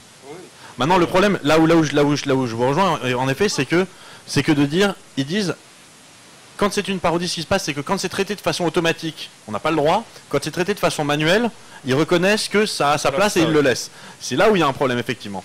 S'ils doivent reconnaître le fait que leur robot n'est pas au point. Il faut faire appel et là Voilà. on peut éventuellement faire reconnaître que c'était une Il parodie. y a aussi le fait que quand même, YouTube, de toute façon, au final, s'il ne fait pas gaffe à ça, c'est eux qui vont en souffrir le plus. Alors les youtubeurs, les vidéastes vont y laisser des plumes, mais au bout d'un moment, si YouTube devient super restrictif, les gens vont se barrer ailleurs. Toi, tu regardes la France, les gens qui en ont marre de payer plein d'impôts et de gagner moins d'argent, ils se barrent à l'étranger. YouTube, ça va être pareil. Si les gens n'arrivent plus à gagner... Il y en a quand même pas beaucoup qui partent. Hein. Oh non, mais- On est quand même non, à mais- 65 millions dedans, tu sais. Je suis d'accord, mais je suis d'accord, mais regarde, tu as YouTube, les jours où effectivement les mecs auront plus le moyen de bouffer en restant sur YouTube, bah t'as les autres qui sont autour, bah, ils vont augmenter les revenus, ils vont essayer d'être attractifs pour eux, et puis les gens vont migrer par eux-mêmes. Donc si c'est à YouTube de s'adapter, c'est pas Après, je pense aux qu'effectivement, vidéastes. ça viendra parce qu'à un moment donné, ça deviendra un marché concurrentiel. Ça ne l'est pas encore parce que c'est effectivement un petit Ils peu ont encore le récent. monopole, parce qu'on s'entête quand même à héberger nos vidéos sur YouTube. Même moi, le contenu frais que je produis avec les copains, bah voilà, même si on était sur Watt avant, on met quand même sur YouTube parce que les gens ils préfèrent ce player-là. Et donc pourquoi pas, mais c'est pas. Il faut pas lâcher le bout de rein, quoi. C'est eux qui vont céder au final, parce que si nous on se barre ailleurs, ils généreront plus d'argent. Ils auront juste leur vieille vidéo de chat que tout le monde connaît, et puis voilà, quoi. Je sais pas si on peut dire qu'ils vont céder. À mon avis, c'est encore une fois, Internet, c'est quelque chose de complètement organique. C'est-à-dire que les créateurs vont s'adapter, les spectateurs vont s'adapter et la plateforme va s'adapter. Et ça marche tout ça en continu, en permanence. À un moment donné, les créateurs se rendent compte que s'ils mettent un titre choc à la vidéo, elle fait plus de vues. Donc du coup, hop, YouTube change son algorithme pour que la vidéo ne ressorte pas en fonction des vues, mais du watch time. Après, s'ils font des, alors, s'ils font des listes aussi, ça, tu disais des tops, ça marche plutôt pas mal. Ouais, en ce moment, les tops permettent de mieux remonter. S'il y a un chiffre dans les premiers caractères du titre, apparemment, ça permet de remonter. Donc l'algorithme évolue en permanence. Évidemment, ils essayent de tenir un maximum de Pour ça choses que il y a secrètes en Unknown Movies permanence. 1, 2, 3, tout ça jusqu'à 12. C'est pour ça que t'as mis Ouais, un mais chiffre. comme c'est Unknown Movies à D'ailleurs, chaque fois, je compte mettre le chiffre en premier maintenant. Et histoire et 12 Unknown Movies. Je pense que c'est la bonne solution. D'accord. Et non, mais ceci dit, sans doute qu'au niveau de l'algorithme, ça ferait gagner quelques places. C'est sûr, c'est dingue, mais c'est comme ça. Et ça évolue en permanence. Voilà. En fonction, et donc il y a des gens qui disent effectivement, nous, c'est-à-dire que si maintenant, quand on veut utiliser un extrait, l'extrait on peut peut-être le placer à l'envers, on peut peut-être tourner un petit peu, pas le passer à la même vitesse, etc. Mais le robot s'adapte et s'améliore en fonction et commence à devenir redoutablement efficace. Ah ouais, Quoi. j'ai vu ça l'autre fois. C'est assez J'ai dingue. dû passer une journée pour arriver à mettre un petit peu de musique, c'était une catastrophe. Alors, et pourtant là, ça n'a pas posé de problème, tu vois. Ouais. Ce qui se passe en fait, c'est que il a refait la chanson entièrement à la voix. Voilà. Et c'est ce que vous avez rechanté hier soir. Voilà. Alors, juste avant qu'on continue, comme Emmanuel va devoir nous quitter... Juste avant qu'on continue. Oui, parce que comme Emmanuel va devoir nous Allons-y. quitter... Oui, parce que je dois aller dans un autre flux, là, à la donc, Fandom Zone. Voilà, donc Ah. si tu pouvais nous reparler un petit peu donc, du documentaire Ouais. que tu as réalisé et auquel tu souhaiterais donc pouvoir Ouais, donner c'est une ça. suite. C'est ça. En fait, j'ai fait ce qu'on appelle un web documentaire. Donc, en fait, c'est un documentaire sur le web. Et je l'ai fait pour France Télévisions. Donc, ça, c'était très important pour moi de faire connaître la culture web un petit peu via le service public. Je reviens sur un petit peu ma marotte, mais parce qu'en effet, pour que les temps changent, pour que les gens changent, que les mentalités changent, il faut que on arrive à aller un petit peu dans des endroits où personne ne connaît ce dont on parle ensemble là tout de suite. Hein. Il y a beaucoup de gens qui ignorent tout de la création vidéo sur Internet et des autres arts comme la fanfiction. Moi j'ai fait ce webdoc sur toutes les Tu connais la pratiques, fanfiction, toi, Victor. le cosplay, la fanfiction, les jeux, Les Matouanes. voilà. Donc l'idée c'est que maintenant qu'il est en ligne, je trouverais intéressant de prolonger le travail, de faire la suite. On en a parlé avec les Geek Ferries plusieurs fois. Et On va retweeter le lien peut-être là si. ouais, tout à si fait. possible, tout à l'heure, là, De toute façon, Citizen Fan, France Télévisions, ça arrive si on cherche dans Google. Donc l'idée, c'est que ça serait sympa de savoir ce que, par exemple, les spectateurs des Geek Ferries là, peuvent nous suggérer de ce qu'ils trouveraient intéressant qu'il soit traité dans cette suite de Citizen Fan. Donc quels sont les thèmes?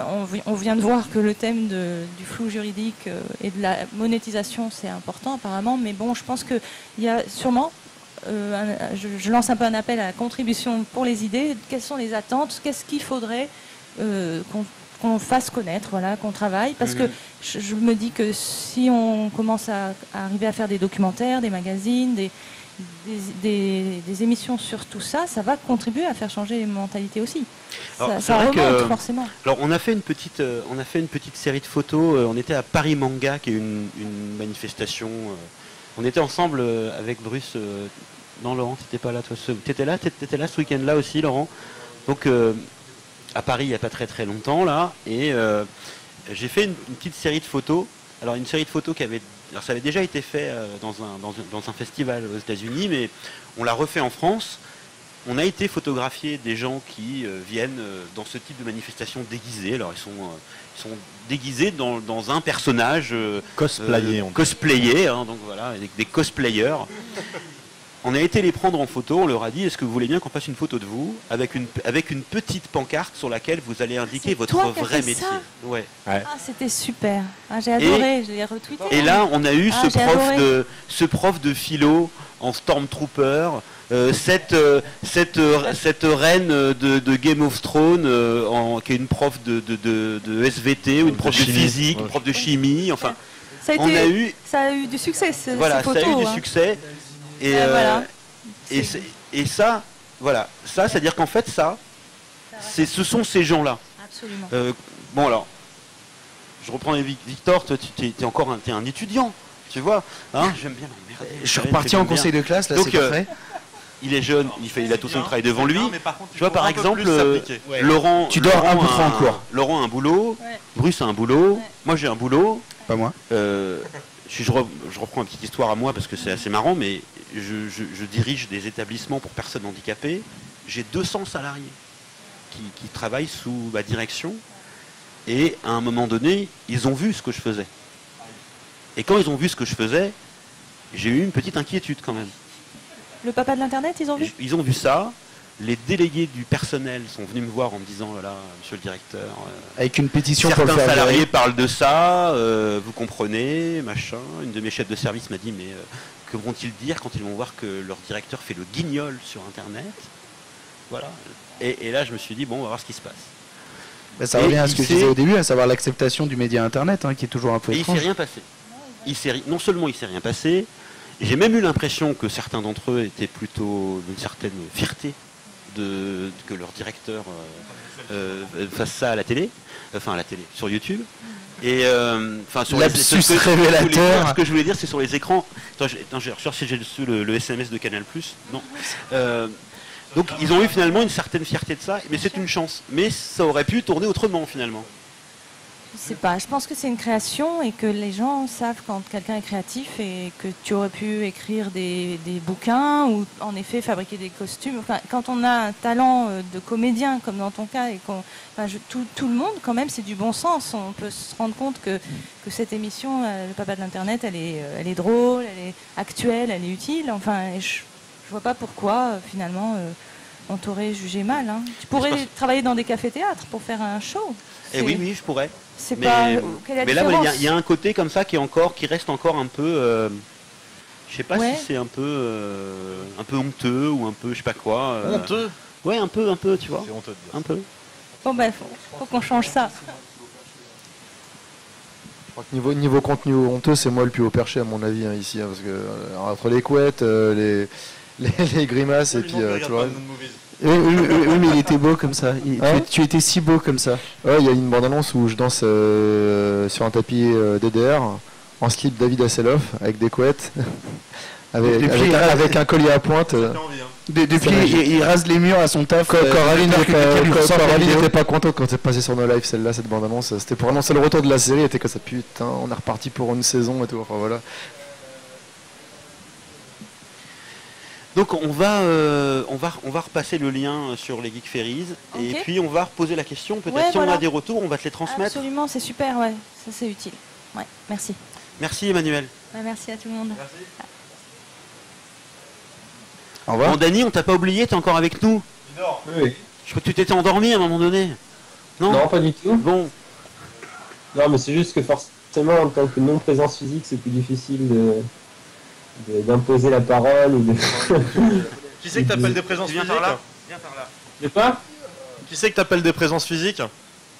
Il n'y avait absolument Aucun sous-entendu. avec ce que tu sous-entends.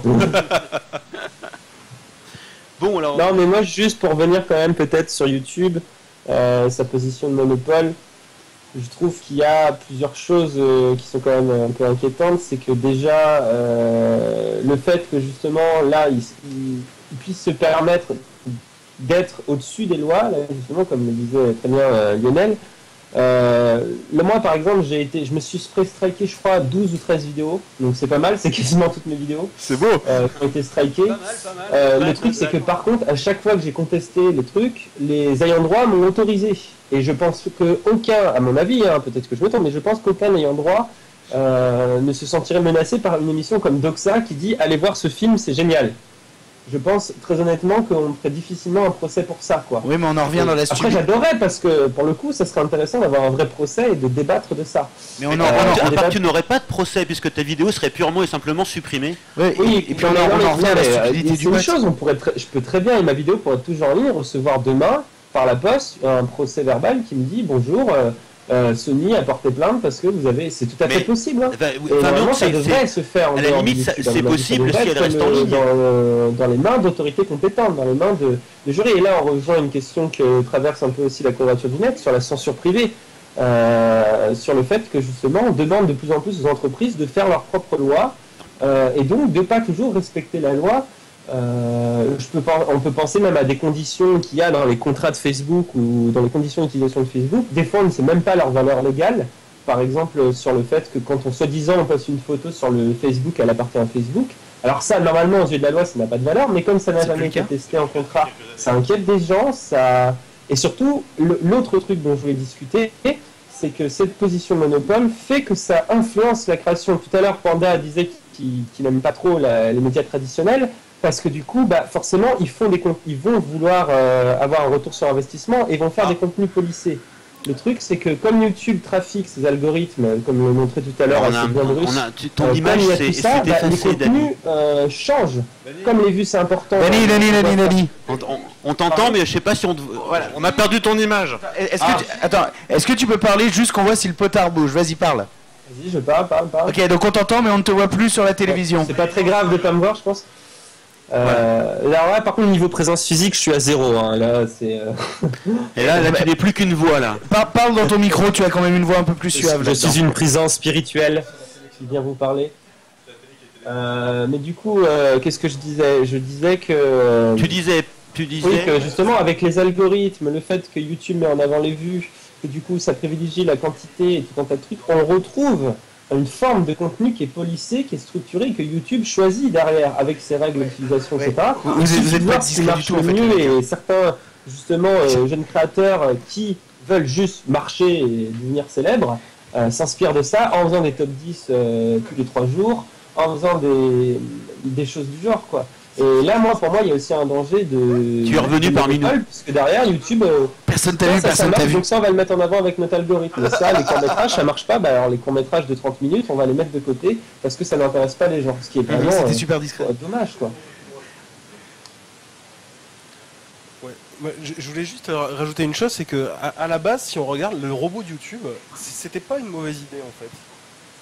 Parce que originellement, en fait, quand ils sont mis en place Content ID, ils voulaient donner une possibilité à ceux qui ont les droits, donc les producteurs et les sociétés de droits, de dire que c'était permis en fait. Le robot de YouTube à la base, il était là pour donner des permissions. Et d'ailleurs, c'est toujours le cas, hein. C'est-à-dire qu'il y a un certain nombre de contenus qu'on peut reprendre sans justement recevoir de strike, parce que le robot les laisse passer, et les titulaires de droit peuvent dire qu'ils prennent en échange la monétisation, ou pas d'ailleurs, ils peuvent complètement laisser passer.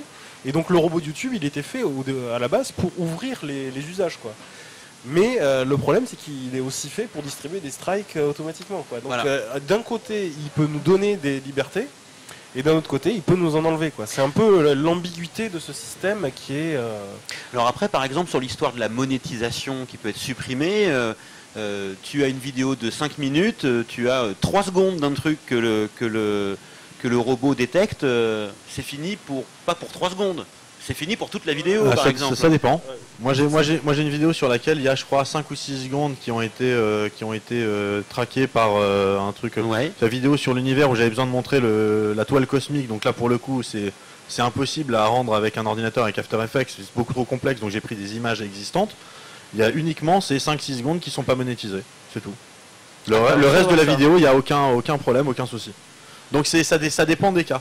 Maintenant, je pense que ça peut aussi dépendre des demandes. Peut-être que là, pour le coup, ça dépendait de l'auteur qui aurait pu dire il faut striker la vidéo, il faut pas bloquer, encore vu faut Je savais pas que ça existait, ça. Ah, si, si. Il me semblait que c'est peut-être récent. l'intégralité. C'est peut-être récent, pour le coup. Et c'est que de l'image, il n'y a pas de son. Je sais pas si ça joue aussi, pour le coup. Ouais, je sais pas. En tout cas, moi, j'avais pas encore vu cette version-là. En tout cas, pour les vidéos démonétisées, on a vu là, c'était fin 2013 qu'il y a eu le gros changement dans les fonctionnements du robot de YouTube. Et des tas de vidéos qui ont été démonétisées avec, même pour des extraits très courts.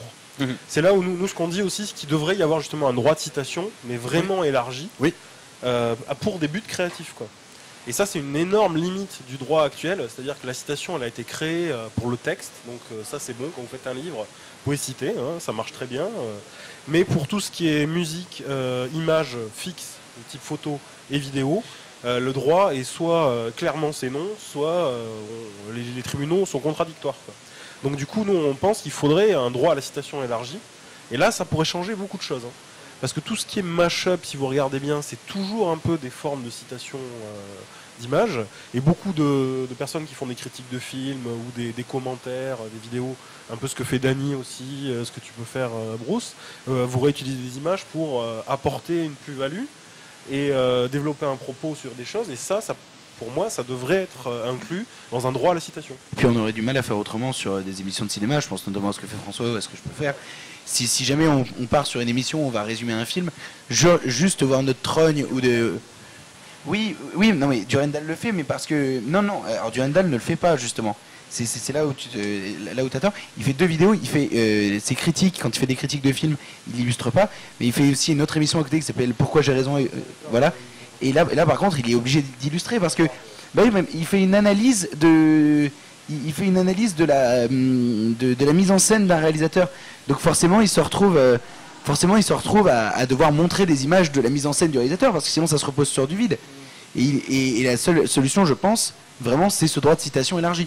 Parce que, comme je disais tout à l'heure, je suis pas fan de l'idée de pansement après, parce qu'on peut se retrouver dans des situations justement où on perd de l'argent, où on perd du temps et où on retarde du contenu, contrairement à un autre truc où on peut se retrouver avec un droit de citation élargi. Encore faut-il que YouTube l'accepte, quoi. Et pour continuer sur ce que tu dis, Panda, en plus, moi je pense aussi aux amateurs, parce que là, mes nouvelles émissions sont... Tout m'appartient, parce que du coup, ça m'a un peu traumatisé, on va dire, et du coup, maintenant, tout m'appartient, mais sauf que je sais vachement mieux parler à une caméra qu'avant. Je connais beaucoup plus de monde si j'ai besoin d'une illustration, si j'ai besoin d'une musique, ou j'ai plus de contacts, j'ai plus de moyens, forcément, c'est ce que m'a apporté mon petit parcours sur YouTube. Mais le truc, c'est que à la base, donc ça, si je mets des illustrations qui des fois cassent les pieds en plus à pas mal de gens, si je mets des illustrations, c'est parce que je n'ai ni le temps, ni les moyens de me payer une boîte qui me ferait des illustrations parfaites par rapport à ce que je dis. Ni les moyens de te payer des stock shots. Par exemple, sur une émission style Data Gueule qui est financée produit par France 5, je crois, ou France Télévisions en tout cas. Et là, effectivement, le truc est dynamique et l'illustration est fait en fonction parce qu'ils ont les moyens de le produire. Moi, j'en avais strictement aucun moyen de créer de l'image pendant 15 minutes. C'était impossible, et même si je faisais tout sur After Effects, déjà ça aurait été très moche parce que je maîtrise pas ça. Mais en plus, alors j'aurais fait une vidéo en 1 an, quoi. Donc ça n'aurait pas du tout été possible. Et je pense surtout à tous les amateurs qui vont prendre cher, parce que nous, on peut s'adapter. C'est aucun problème, comme le disait Bruce, c'est organique, on peut s'adapter. Mais il y a plein de gens qui peut-être n'oseront pas lancer leur petite émission de cinéma, parce que, comme toi tu l'as fait, Panda, parce que, ah bah merde, je vais me faire striker, etc. En fait, alors que peut-être que nous, après, grâce à la notoriété et d'autres choses, on aura des partenariats ou des droits ou des conneries. Mais là, on arrive à un truc à 2 vitesses et c'est pas bon. Ouais, bah, je sais pas si ça a aidé, mais en fait, j'ai eu la chance de commencer l'émission alors que j'étais déjà dans un network. Et à l'époque où les networks étaient assez permissifs. Donc à ce niveau-là, il n'y avait pas vraiment de souci. Mais par rapport à ce droit de citation et justement ce que tu disais par rapport aux images, après il faudrait voir si c'est possible aussi de l'utiliser par rapport aux musiques. Parce qu'on se retrouve aussi dans la situation où il y a des gamins qui ont 15-16 ans et qui veulent essayer de faire des courts-métrages et qui veulent essayer de se lancer dans la réalisation. Et on se retrouve dans une situation où on nous dit oui, mais si vous voulez mettre de la musique, vous avez qu'à la composer ou trouver des musiques libres de droit sur internet. Il y a des musiques libres de droit sur internet, mais elles sont souvent de très mauvaise qualité. Je vois tout le monde prendre du Kevin MacLeod. Kevin MacLeod, au bout de 3-4 vidéos, on a fait bibliothèque YouTube. Une fois que tu l'as entendu, t'entends toujours la même musique partout. C'est ça. Kevin MacLeod, à partir du moment où tu l'as calé dans 3 vidéos, c'est juste fini. Et au final, on se retrouve dans la situation où tout le monde n'a pas accès à un compositeur, tout le monde n'a pas accès à ce genre de choses. Et je crois que Bruce voulait répondre à une question. Ouais, il y a une question là sur Ask. Il dit voilà, vous parliez tout à l'heure du bot YouTube, je voudrais signaler à Bruce que YouTube m'a supprimé le son d'un extrait de 5 secondes de Y penser que j'ai utilisé pour une vidéo sur Retour vers le futur. Donc voici ma question pour Bruce, est-ce que YouTube t'a prévenu de ça ou est-ce qu'il l'a? Oui, bien sûr, est-ce qu'il l'a? Donc, alors je connais pas As, donc je sais pas si on voit le nom de la personne qui a posé. Non, on voit pas. Là, donc alors, comment ça se passe? Dans ces cas-là, ce qu'il faut faire, c'est qu'il faut contester. Si tu contestes, là, je le verrai passer. Pour le coup, moi, et je t'enverrai mon avocat et tu finiras à pleurer. Non, pour le coup, c'est simplement ce qui se passe, c'est que moi, j'ai activé le Content ID sur absolument toutes mes vidéos. Pour plusieurs raisons, notamment parce qu'il y a beaucoup de mes vidéos qui avaient été téléchargées et réuploadées sur des chaînes de gars qui mettaient mes vidéos entre 3 vidéos de Soral et 2 vidéos de Dieudonné. Les gens peuvent en penser ce qu'ils veulent. Moi, j'avais pas spécialement envie de me retrouver là-dessus sur les mêmes chaînes. Après, quand on embed mes vidéos sur Canal+, j'ai pas tellement mon mot à dire, donc voilà, c'est comme ça. Mais donc moi j'ai besoin de savoir ce qui se passe, ce que les gens font avec mes vidéos, notamment parce que alors je sais qu'il y a tout un débat sur libre ou pas libre. Moi pour le coup voilà, c'est je suis pas dans cette logique là, c'est peut-être générationnel, c'est peut-être philosophique, peut-être que j'y viendrai, j'en sais rien. Toujours est-il qu'aujourd'hui voilà, moi mes vidéos qui sont monétisées en tout cas, elles sont traquées en Content ID, donc du coup là le bot, il n'y a pas de quartier. Alors globalement je sais qu'il y a des fois on peut vouloir utiliser 5 secondes, donc si ça passe tant mieux. Si ça passe pas, le truc est flagué d'office. Donc ce qu'il y a, c'est que comme moi maintenant je suis avec un network, le network reçoit pour tous les youtubeurs énormément masse de demandes tout le temps. Donc en gros, tant qu'il n'y a pas de contestation, il ne le verra pas passer, il me transmettra pas l'info. Donc si simplement tu contestes, là au moins je serai notifié. Maintenant ce qui se passe, c'est que tu peux aussi aller voir sur ma chaîne YouTube, tu vas dans la page à propos, il y a un lien pour envoyer un email, tu m'envoies un email, normalement j'arriverai à le voir passer. Voilà. Voilà. Là j'ai fini la réponse, donc si quelqu'un veut rebondir. Parce que je regardais un petit peu parce qu'il faut qu'on retourne bosser après. Ouais. Mais là, nous on va continuer. On lui raconte sa vie là. Voilà. Ça va, on vous dérange pas là? On a dépassé d'un quart d'heure. En plus, on t'entend pas, t'as pas de micro. N'importe quoi. Voilà.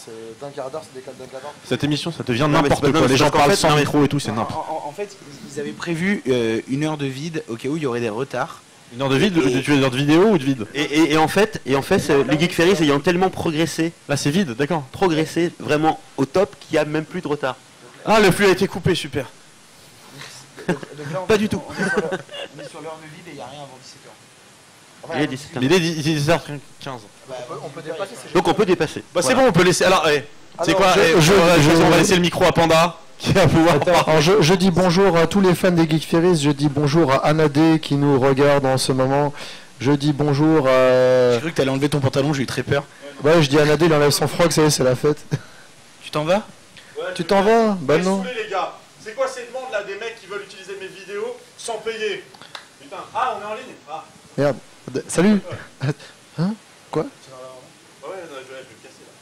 Bon, on dit au revoir à Bruce qui a eu la gentillesse de rester avec nous pour l'émission. C'était un guet-apens. On dit au revoir à Bruce.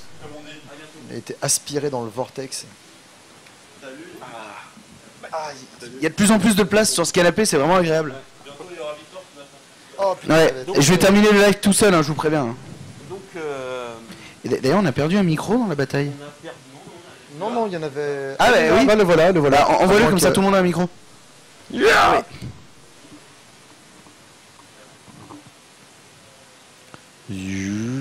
Effets spéciaux.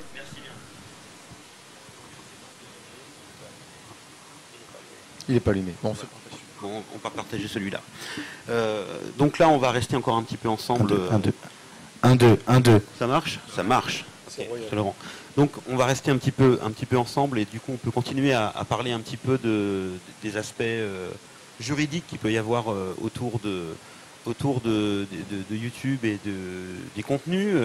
Enfin, peut-être on peut aussi parler d'autre chose. La Quadrature du Net, c'est pas uniquement ça. Hein. Alors, je crois qu'à 18h, il y a sur un autre flux, je dois faire un truc sur les dossiers Quadrature. Donc, Ok. tu vas pas. Donc pas de spoil, c'est ça que tu veux dire. Je parle de spoiler. on peut Il n'y a rien à dire après sur l'autre flux. mais comme vous voulez. Quoi. Non, moi si on doit parler des aspects de droit, moi je dirais il y a un truc que je voudrais dire là. Sur l'histoire du droit de citation là, élargi, qui permettrait de réutiliser des contenus et tout, il faut voir qu'il y a un an, il y a eu un rapport qui a été commandé par le gouvernement, qui s'appelait le rapport Lescure, Pierre Lescure, vous voyez, qui a fait tout un rapport sur l'évolution du droit d'auteur. Et il a fait 80 propositions pour faire évoluer le droit d'auteur sur Internet. Et parmi ces 80 propositions, il y avait la citation élargie. Ce qui en France n'est pas complètement anodin, quoi, parce qu'on est quand même dans un pays très très rigide sur les questions de droit d'auteur. Et depuis que ce rapport est sorti, il n'y a pas eu énormément, si vous voulez, de soutien à ce type de proposition. Et du coup, le gouvernement là est en train de préparer une loi sur la création, et on sent bien que cette proposition-là, elle va pas être dans la loi. Donc moi, ce que je voudrais dire, c'est que si on veut que les choses changent, Elle va pas être dans la loi parce qu'il y a des pressions, il y a des pressions énormes, de groupes, ouais. de lobbies, de sociétés d'auteurs. Et voilà, alors, de producteurs. tu vois, s'il y avait une société d'auteurs de contenu, elle pourrait aussi, elle aussi, faire un peu de lobbying. Tout à fait, ouais. Je pense que c'est quelque chose qui manque. Alors, des sociétés d'auteurs, mais même des youtubeurs, je dirais, importants, alors après, visibles à titre individuel, s'il y avait un soutien ou au moins, je sais pas, une manifestation d'intérêt ou quelconque, ça pourrait quand même peser dans la balance. Parce que je vois par exemple la mission Lescure, quand elle a cherché à rencontrer des gens, elle n'a pas auditionné de créateurs vidéo sur des youtubeurs. Mais on va dire en fait l'avantage, enfin la force de la génération là qui envahit massivement Internet, qui est la sienne. Bonjour. Qui est la sienne, qui est celle de Dany. Vous avez à peu près le même âge finalement tous les deux. Ouais, je crois. Ouais. À vous deux, vous avez l'âge de Fred. Ouais, Voilà, environ. Vous deux, vous avez mon âge. Celle d'Antoine Daniel, Antoine il a 25 ans. Celle de Mathieu qui a un an de plus. Enfin, on est quand même sur une génération jeune et dont des gens comme Mathieu ou comme Antoine sont les plus âgés finalement. Bon, en dehors de quelques autres, mais non, c'est toi le plus âgé. On est sur une majorité de très jeunes et toutes ces questions-là les touchent à peine en fait. Ils se sentent, je trouve, assez peu concernés. Et en même temps, c'est quand même très difficile de concerner des gens qui ont 17 ans, qui ont 18 ans, qui ont 19 ans, de se dire, attendez les gars, il faut se rassembler, il faut se syndiquer, vous comprenez, il faut lutter. C'est pas un discours qui est facile à faire passer. Je crois que Dany a quelque chose à dire, je l'ai vu très... Bah, je trouve pas que c'est forcément vrai. Enfin, pour le coup, des gens comme Antoine Daniel, même Mathieu Sommet ou Wando, etc., c'est des gens qui, avant même de faire des vidéos sur YouTube, étaient très concernés par ce que disaient. Enfin, moi, c'était mon cas aussi. Hein, non, mais je suis d'accord, les gars, mais vous êtes 10, quoi. Très concernés par ce qui se dit sur Internet, sur l'économie numérique, sur ce que disait la Quadrature du Net. Moi, j'avais 17 ans, je regardais des confs de Bayard, ou 17-18 ans, je regardais des confs de Bayard, et je me sentais tout à fait concerné. Et après, je pense qu'il y a effectivement, il y en a qui ne sont pas au courant. Mais c'est une majorité qui est pas au courant, qui est pas concernée. C'est ce que j'ai tenté de faire avec Père à Père, où j'ai quand même pendant 2 émissions parlé du droit d'auteur et des droits sur YouTube. Et j'essaye à chaque fois que je vais dans les conventions de discuter de ça. Je pense qu'il faut simplement vulgariser parce qu'à partir du moment où tu parles, ça intéresse. Ils se posent tous des questions sur mais comment je vais pouvoir vivre avec ça et tout ça. Et clairement, les associations aussi doivent aller à l'encontre, je pense, des créateurs sur Internet qui ont une portée et un public qui est celui d'un public d'internautes. Et à mon avis, c'est juste une question de discussion et de vulgarisation, quoi.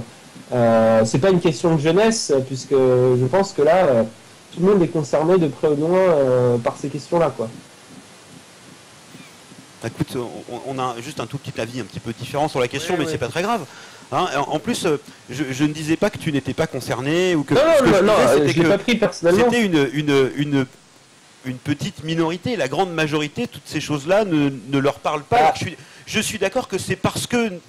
Je pense que c'est parce qu'il n'y a pas assez d'informations sur le sujet, il n'y a pas assez d'échanges là-dessus. Ça, je suis tout à fait d'accord avec toi.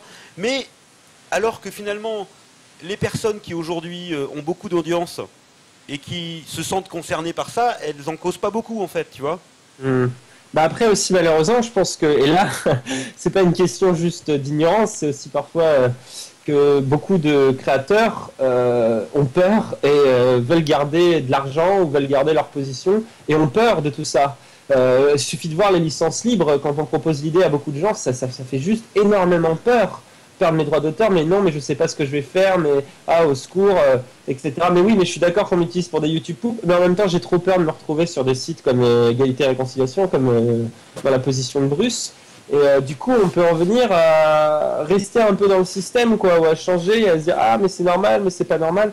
Et je crois qu'aussi, il y a beaucoup de peur et d'angoisse qui font que certains vont rester sur le système actuel et se dire de toute façon en plus on est souvent avec, comme tu as dit, des gens jeunes, et je pense que quand on a 17 ans, qu'on fait des vidéos dans sa chambre et que d'un coup il y a un gros monsieur qui arrive et qui nous dit tiens, je peux donner beaucoup d'argent pour avoir un contrat publicitaire quelconque pour un tel partenariat ou une autre, t'en as plein qui sont tentés d'accepter parce qu'ils disent mais ça, ce que je fais ne va pas marcher longtemps, c'est une grosse somme d'argent et moi je suis étudiant donc ça peut être pas mal. Et je crois qu'aussi on arrive à des choses comme ça, quoi. Parce qu'il y a aussi un peu, des fois malheureusement, chez certains, une envie rapide de gain, une envie rapide d'audience, et du coup ils passent sous silence ces questions-là, où ils font des mauvais choix pour leurs droits d'auteur, pour leurs droits sur leur passion, ce genre de choses, quoi. Alors, moi je pense qu'il manque effectivement quand même il manque une structure où on pourrait passer un coup de fil, où on pourrait avoir de l'information, une information libre et éclairée sur les choses. Ouais, non, c'est sûr que c'est des questions qui sont hyper compliquées. Moi, je m'en occupe vraiment beaucoup. C'est des questions qui, quand on creuse, elles sont vraiment très très compliquées, elles sont pas faciles d'accès. À la Quadrature, on essaye de faire de l'info sur les gros dossiers. Donc nous, on est plus sur du suivi de lois. Donc quand il y a des lois qui sont en train d'être votées, on explique le contenu de la loi. Et ce que tu disais tout à l'heure sur le fait, par exemple, de se mettre en syndicat ou des choses comme ça, moi je vois avec Internet, les internautes pour peser, ils n'ont pas forcément besoin de se mettre en structure, quoi. C'est-à-dire que quand les politiques, au moment du vote d'une loi, ils reçoivent des flots de mails ou on a mis en place un système qui s'appelle le Pi-phone, parce que notre symbole c'est le Pi. En fait, le Pi-phone, c'est un système qui permet d'appeler gratuitement son député via un système de voix sur IP, quoi. Et donc du coup, au moment des votes des lois, vous pouvez appeler votre député, voilà, on vous dit comment faire, quoi, et vous pouvez le joindre pour lui dire à leur assistant, voilà, on n'est pas d'accord avec cette loi, ou on voudrait plutôt que vous votiez dans ce sens-là et tout. Et il y a des fois où ça a eu une incidence réelle et majeure, quoi. Donc Internet, ça nous permet largement de nous organiser sans avoir besoin de nous monter un syndicat pour peser dans des moments critiques, quoi. Donc c'est possible, par contre, il faut être un minimum conscient des enjeux et de l'importance, quoi, de se prendre en main et d'agir, parce que sinon il faut se dire qu'en face, les grosses sociétés d'auteurs, ils ont justement des professionnels qui sont là à plein temps et qui sont dans un lobbying de fond constant, et c'est sûr qu'il n'y a aucun moyen d'espérer un changement si les internautes ne se prennent pas en main, quoi. Donc il y a une responsabilité de l'ensemble des gens. Le problème d'un syndicat aussi, c'est qui va être aux commandes de ça.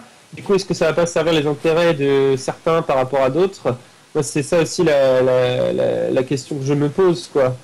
Alors qu'effectivement, on peut avoir chacun une grosse puissance de portée individuelle. Il suffit de voir ce qui avait été fait avec Acta, tout simplement. Enfin, il me semble que Joueur du Grenier, Usul, peut-être même Mathieu Sommet, je sais plus, plusieurs youtubeurs s'étaient rassemblés comme ça pour dire que Acta c'était nul et pour faire signer une pétition, et ça a fait grand bruit puisque c'est à ce moment-là que le grand public a énormément entendu parler d'Acta, en tout cas le grand public jeune, le public de YouTube, quoi. Et c'était grâce aussi aux efforts de la Quadrature qui avait pas mal vulgarisé le sujet. Et pour une chose comme TAFTA, là par contre on en entend beaucoup moins parler.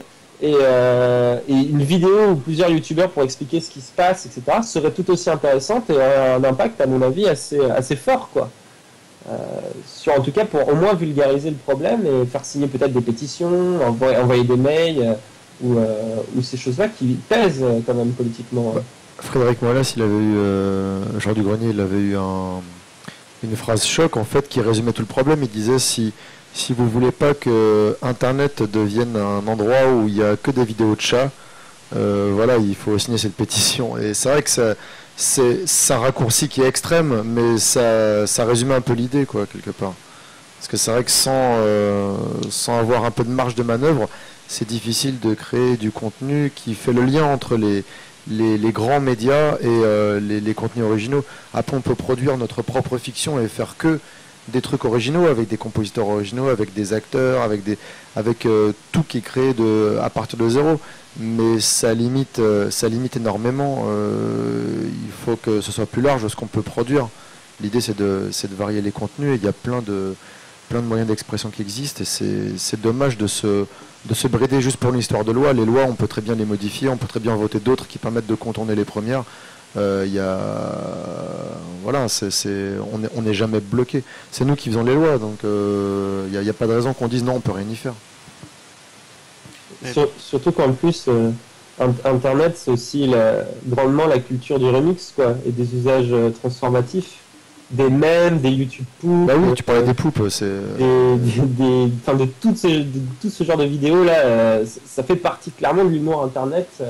Et il y a un florilège, il suffit d'aller juste là, on se connecte sur 4chan, et il y a un florilège d'images, de parodies, de détournements. C'est juste hallucinant qui est créé chaque seconde. Et des trucs auxquels la télévision ne comprend rien. Oui, parce que le public qui regarde la télévision, ça ne l'intéresse pas. Donc du coup, comme ça ne l'intéresse pas, ça ne regarde pas ça. Du coup, la télé, elle ne produit pas ce que les gens ne regardent pas. Donc si on ne peut pas produire ça sur Internet, ça va disparaître. Il y en a qui vont dire, bon, les poupes vont disparaître, super. Enfin, là-bas, c'était un truc qui était nuisible. C'était fait pour bourrer Internet avec des vidéos de merde. Mais c'est marrant. Le poupe, c'est peut-être le contre-exemple. On part vraiment sur l'extrême du truc qui est inutile. Mais c'est tout, quoi. Le fait d'avoir des gens qui critiquent des films en mettant des extraits de films, ça, c'est un exemple qui est très, très parlant. Parce que sinon, on va avoir juste les critiques qui sont derrière les écrans de la télé ou dans la presse. Et le regard est complètement différent. Moi, ce que je vois quand je regarde les vidéos du Fossoyeur ou de Durandal, j'adore ce qu'il fait. Je suis quasiment jamais d'accord avec lui, mais j'adore son analyse. J'aime bien le ton qu'il a, le côté un peu provoque, un peu troll.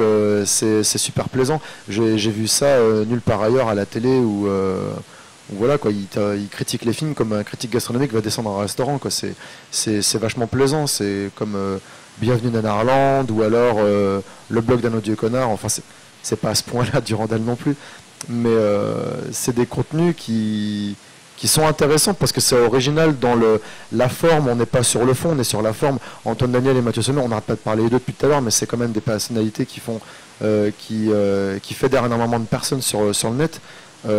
Ils font la même chose, mais la forme est tellement différente que, au final, ils ont développé leur fanbase quand même. Il ne s'agit pas d'être premier à faire un truc sur Internet.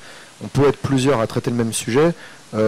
Star Trek a autant de droit d'exister que Star Wars. Enfin, tout est dans la forme et dans la façon qu'on utilise la forme qu'on utilise pour le propos. Et du coup, c'est pour ça que c'est pas parce qu'il y a des critiques de cinéma déjà à la télé qu'on n'a pas le droit d'avoir nos critiques de cinéma sur Internet. Surtout pour Internet, c'est pour une partie de la population une espèce d'organe d'information unique, hein, avec des informations qui ne viennent que de là. Moi, par exemple, je regarde plus du tout la télévision.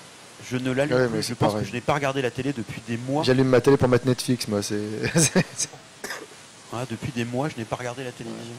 Mais je pense que les personnes qui ont intérêt, si vous voulez, à contrôler les contenus qui sont les plus regardés, ils ont très bien compris aussi que c'était un des risques pour eux d'Internet, quoi. C'est-à-dire de se faire déborder et de plus arriver à ce que la plupart des gens regardent tous la même chose, quoi. C'était le grand avantage de la radio et de la télévision, c'est qu'un tout petit nombre de personnes arrivaient à contrôler et à ce que le plus grand nombre pouvait voir.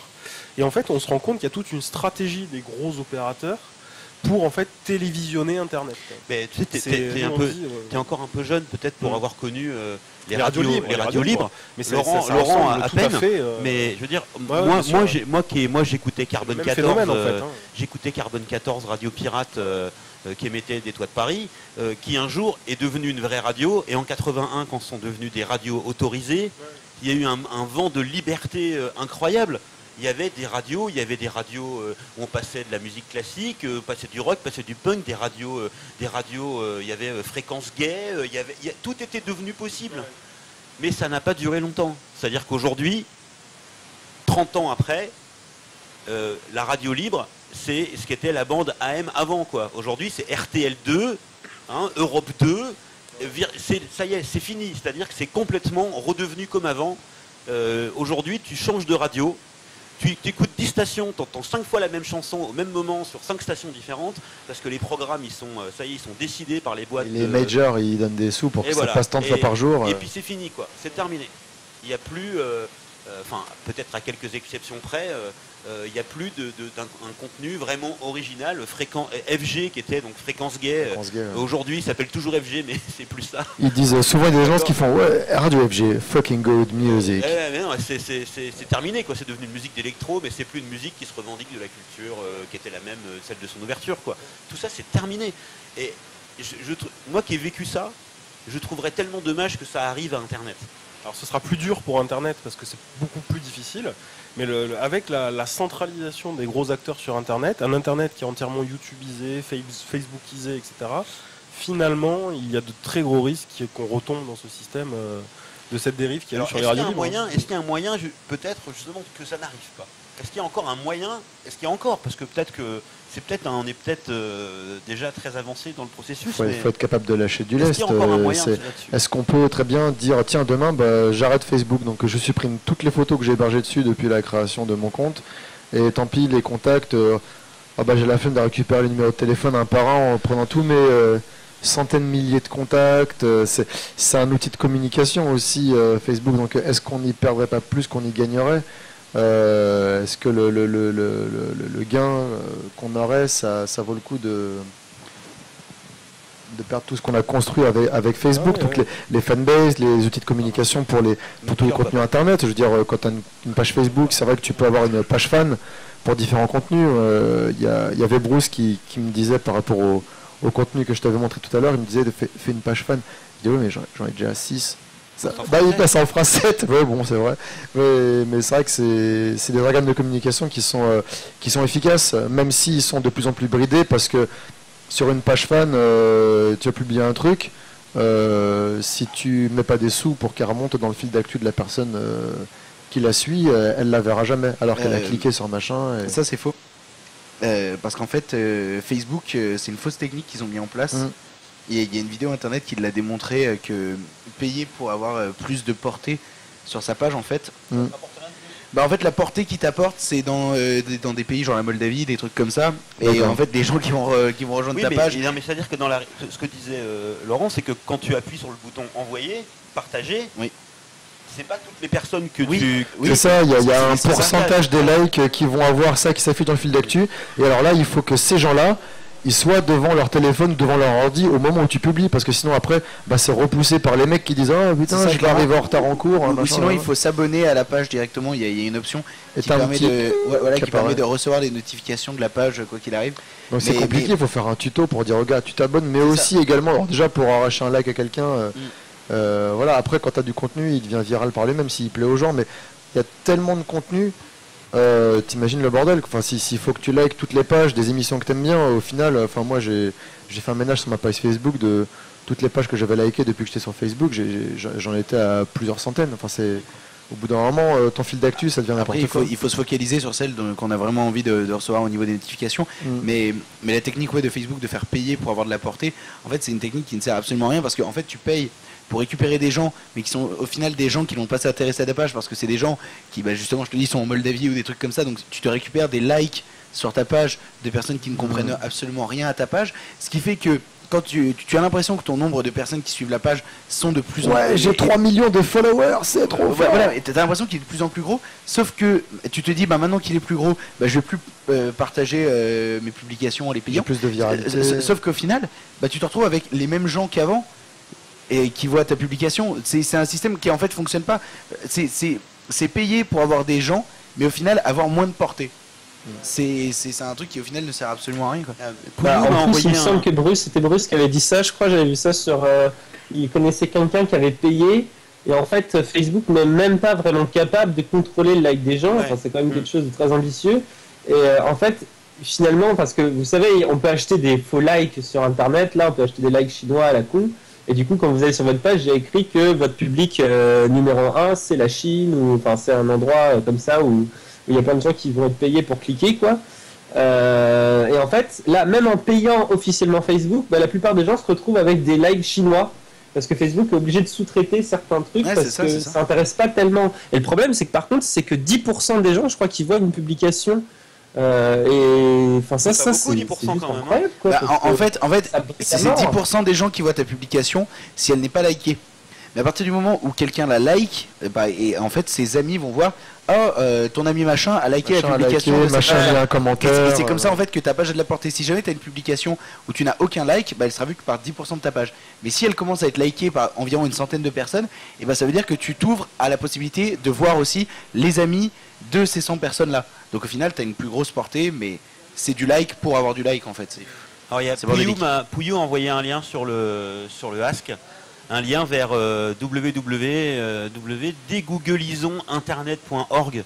Alors je tweeterai le lien là, tout à l'heure à tout le monde. Donc une initiative en faveur d'un internet libre, décentralisé, ethnique et solidaire. Peut-être que ça vaut le coup d'aller voir ce qui se passe dessus. Ouais, je peux peut-être juste en dire deux mots. C'est une association qui s'appelle Framasoft, qui est une association qui intervient dans le logiciel et la culture libre depuis longtemps en France, qui a lancé cette campagne. En fait, ça fait longtemps qu'ils développent des outils alternatifs aux outils centralisés et propriétaires. Donc ils ont fait, par exemple, ils ont un outil qui s'appelle Framapad, où en fait c'est pour écrire des textes de manière collaborative, qui permettrait de se passer des Google Docs. Ils ont fait tout un ensemble, plutôt que d'envoyer des doodles, ils ont fait un Framadate qui permet de s'organiser en rendez-vous. Donc ils développent des alternatives libres aux outils propriétaires. Et là ils ont lancé cette campagne pour dire que si on fait cet effort d'utiliser ce type d'outils, on peut contrebalancer le poids des outils centralisés. Et ils ont ouvert aussi un réseau social qui s'appelle Framasphère, qui est basé sur un système qui s'appelle Diaspora, qui est une alternative à Facebook. Ouais. Voilà. Donc évidemment, vous n'allez pas avoir pour l'instant, il n'y a pas des millions de personnes sur ces outils. Un réseau social, c'est le nombre de personnes qui attirent les gens. C'est comme les MMO, quoi. La Google Plus, ça a fait un flop. Ils ont eu beau faire des pieds et des mains pour forcer les gens à créer un compte. Au final, les gens l'utilisent pas quand même, quoi. Ouais. Je vais peut-être dire une connerie. Juste pour terminer, c'est important d'aller voir ça et d'essayer. Parce que c'est en favorisant ce genre d'alternative qu'on peut quand même espérer contrebalancer. Après, tu vois, par exemple, sur Firefox, c'est un outil libre qui a quand même réussi à prendre une part importante par rapport aux autres navigateurs propriétaires. Donc bon, voilà, il faut aller voir ce genre de choses parce que c'est quand même une alternative intéressante. Je pense à VLC aussi, qui est un excellent exemple de succès. Beaucoup de gens utilisent VLC aujourd'hui, qui s'est imposé parce qu'il offre des libertés aux utilisateurs, qu'il a aussi qu'il était mis en pack avec des codecs absolument hallucinants. Et aujourd'hui, il s'est imposé. Beaucoup de gens utilisent VLC au lieu d'utiliser Windows Media Player ou je sais même plus comment s'appelait cette horreur d'iTunes là. QuickTime. QuickTime, un truc absolument affreux. Et c'est des exemples que ça peut très bien réussir à partir du moment où c'est suffisamment libre et suffisamment attrayant et ergonomique aussi pour les utilisateurs, parce que Firefox est une vraie réussite aussi à ce niveau-là. Même si je crois que c'est Google qui finance à 95% Firefox, non? C'est pas une connerie comme ça? Ils ont commencé à devenir plus indépendants maintenant. Avant, c'était très dépendant de Google, mais là ils ont fait un virage pour essayer. Justement, c'est la question que je me pose et c'est pour ça que je disais que j'avais peur de dire une connerie. Mais en parlant de ces outils-là, justement développés par Framasoft, qui ont l'air pourtant très intéressants, je me pose une question. Est-ce que c'est pas justement en déshabituant les gens à aller sur une plateforme pour aller sur une autre qu'on transforme l'autre en fait en quelque chose de centralisé et propriétaire au final? Alors, je peux te répondre simplement non, parce que, en fait, par exemple, si tu vas de YouTube à Dailymotion, c'est la même chose. Parce que Dailymotion, c'est un site propriétaire avec une boîte privée derrière. L'avantage d'un logiciel libre ou d'une alternative libre, c'est que le code source, n'importe qui peut le regarder. C'est comme la recette de cuisine, si tu veux. Et donc, tu peux voir à tout moment, n'importe qui peut ouvrir un Framadate et vérifier qu'il n'y a pas de backdoor vers la NSA, qu'il n'y a pas derrière un truc qui contrôle les données, qui regarde tes mails ou etc. Tu peux le vérifier toi en tant qu'individu à n'importe quel moment. Alors que sur Gmail, tu n'as pas accès à leur code source et donc tu ne peux pas savoir si Gmail a mis des backdoors vers la... Je te le dis, il y en a. Spoiler alert, il y en a. Tu peux pas savoir s'il sauvegarde tes mails et comment il les sauvegarde, etc. Alors qu'avec un logiciel libre, une alternative libre, si. Et c'est quand même un putain de truc majeur. Et toi-même, tu peux aider à modifier et à améliorer ce logiciel-là. C'est ça qui est extrêmement intéressant. D'accord. J'avais dit une connerie, donc voilà. Non, mais c'est une question hyper importante que tu as posée. Oui, comme souvent. non, mais c'était ma peur, justement, parce qu'on parlait d'outils centralisés, donc je me suis dit, justement, est-ce qu'en retournant la balance et en partant vers d'autres outils, ok, ce sera des logiciels libres, mais on va transformer ces nouveaux logiciels-là en outils centralisés où tout le monde va se retrouver. Après, c'est bien qu'ils se retrouvent sur un truc qui est aussi libre et où on peut vérifier le code source. Mais disons que si tout le monde migre d'un coup, le gars dit ouais cool, tout le monde est chez moi, du coup je peux faire ce que je veux. Bah là il se dit attends, ils sont tous venus chez moi parce que le mec il avait abusé, donc si j'abuse, bah, je vais avoir la même punition. Donc ça peut aussi servir d'avertissement en disant personne ne nous tient, quoi. Oui, mais par exemple Firefox, on parlait d'un partenariat avec Google. Ouais, longtemps ils étaient assez liés à Google parce qu'en fait ils mettaient par défaut le moteur de recherche Google. Quand on ouvrait Firefox, par défaut, il y avait le moteur de recherche Google, et ça, Google le payait vraiment avec des sommes importantes, quoi. Mais depuis un moment, ils ont décidé de plus avoir cette source de financement, quoi, et d'essayer de se diversifier, d'avoir d'autres sources de financement, parce qu'ils avaient conscience que ça les mettait dans une position qui n'était pas évidente, quoi.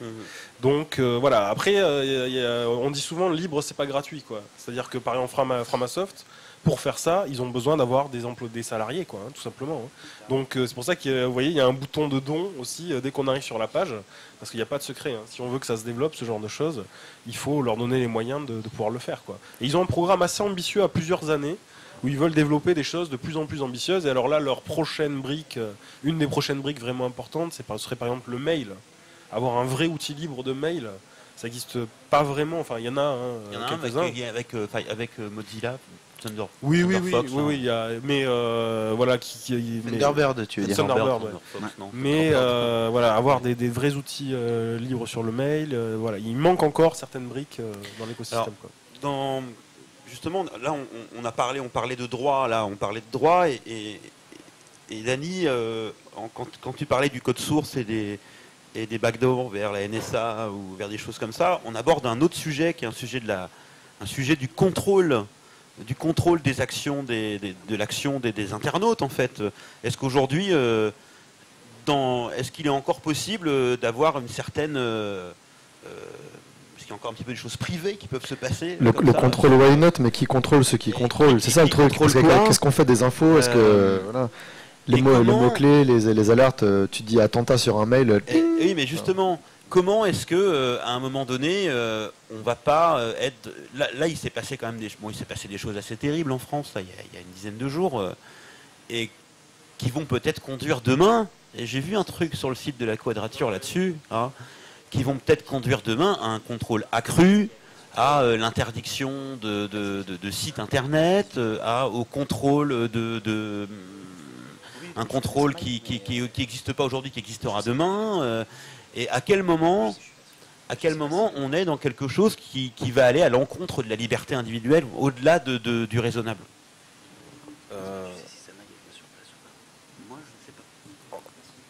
En fait, on y est très largement déjà, sur le contrôle et la capacité de surveillance que peuvent avoir les États sur les actions des internautes. Il y a eu, en fait, même en France, on a eu les révélations d'Edward Snowden il y a maintenant 2 ans, qui a montré, lui, ce qu'il a montré, en fait, donc c'était cet ancien consultant des services de renseignement américains, qui a montré qu'en fait il y avait une collaboration. On savait déjà que les États-Unis avaient des systèmes de surveillance sur Internet très développés, mais ce qu'il a montré, c'est qu'il s'appuyait sur les gros services centralisés, justement, type Google, Apple et tous les gros de l'Internet, Facebook, pour récupérer les données. Donc on sait en fait qu'il y a une surveillance qui est massive, et la grosse différence aussi par rapport à ce qu'on pouvait penser, c'est que au lieu qu'il y ait une surveillance comme des écoutes téléphoniques où ils vont surveiller des personnes en particulier qui peuvent soupçonner de choses ou d'autres, là en fait les services de renseignement prennent l'ensemble des communications et les stockent pour pouvoir faire des analyses et des recoupements pour leur recherche. Alors, donc ça on savait que c'était aux États-Unis, mais depuis 2 ans en fait la France a voté une succession de lois. Il y a eu en 2013, il y a eu la loi de programmation militaire, et l'année dernière, il y a eu une loi antiterroriste qui nous amène dans une situation qui est à peu près la même. Et tu parlais là des événements qu'il y a eu au début de l'année avec Charlie et tout ce qui s'est passé, les attentats. On peut s'attendre, hein, on entend beaucoup parler là de Patriot Act français. Ce serait encore un renforcement qui pourrait aller encore plus loin. Et là, je pense qu'il y aurait vraiment matière à inquiétude. Et on peut basculer assez rapidement dans des choses très très inquiétantes. Il me semble d'ailleurs que justement là François Hollande a profité de l'émotion internationale pour discuter de l'importance de ce projet de loi antiterroriste là avec les autres pays pendant que justement il y avait Charlie Hebdo et qu'il y avait Angela Merkel et plein de représentants internationaux, et pour faire avancer encore plus vite le projet vers l'Europe de cette loi antiterroriste qui est absolument dangereuse en plus pour même la liberté d'expression et de ton, et va complètement à l'encontre de tout ce qui a été dit sur Charlie. J'ai même entendu là cette semaine à la radio, parce que même si je regarde pas la télé, de temps en temps j'écoute un petit peu la radio en voiture, que donc qu'un ensemble d'applications des types Snapchat que moi j'utilise quotidiennement, par exemple c'est une application qui serait susceptible demain de ne plus exister, pour la bonne et simple raison qu'elle utilise un contenu qui est crypté entre le moment où moi j'appuie sur le bouton et qui en fait la seule personne qui peut voir ce que j'ai envoyé, c'est celle qui est de l'autre côté, qui a la clé de décryptage en fait.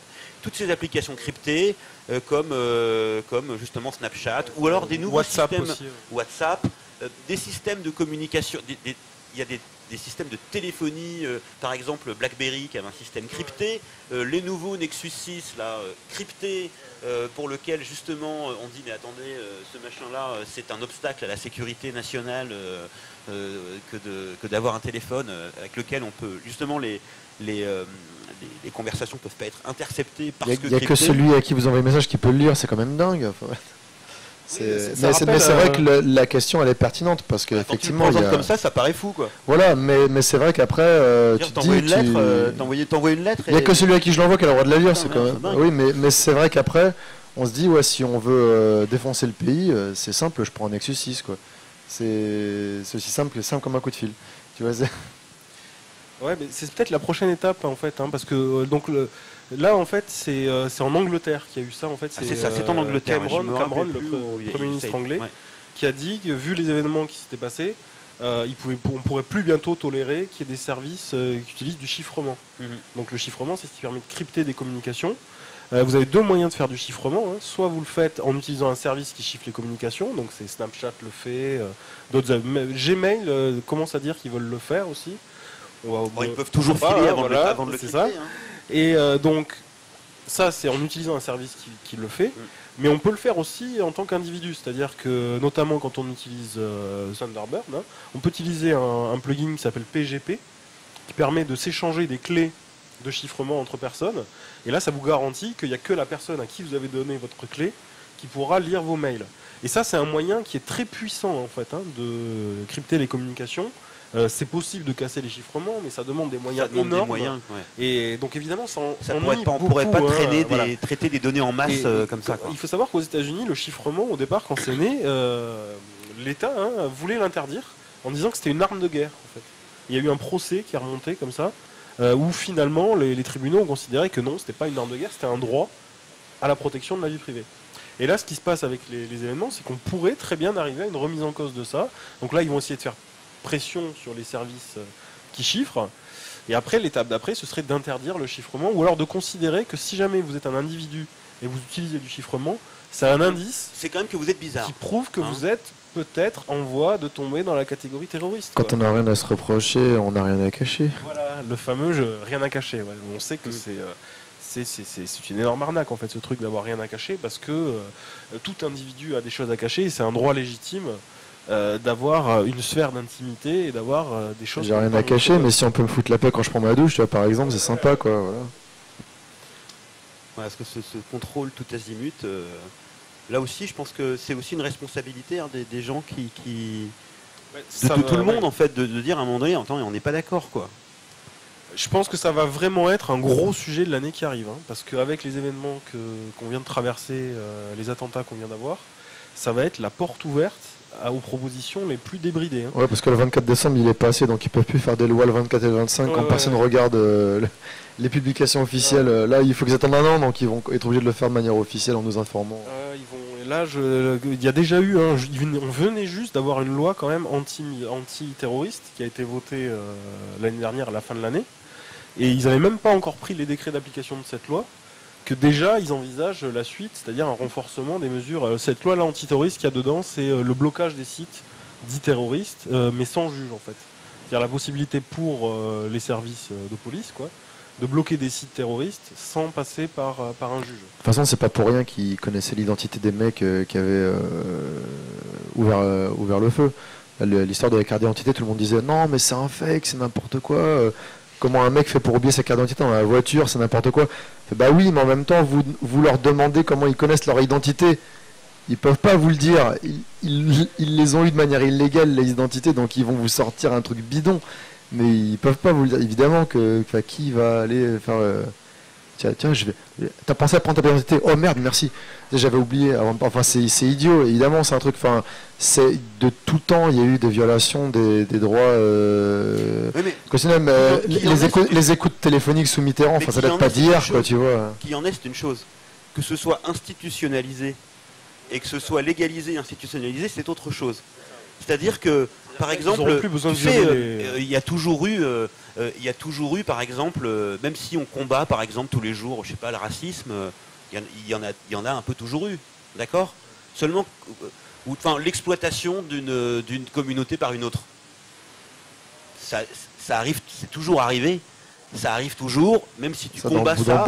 Mais le jour où tu institutionnalises l'esclavage, par exemple, ou l'apartheid, c'est pas la même chose.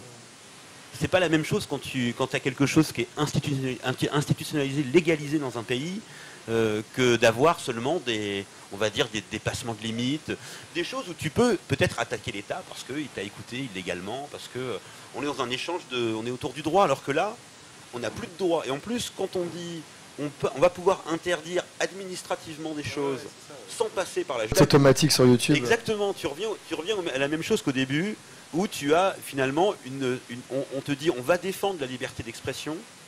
Ce qui s'est passé à l'encontre de la liberté d'expression est absolument inqualifiable, c'est vrai. Et dans le même temps, on va limiter l'expression pour...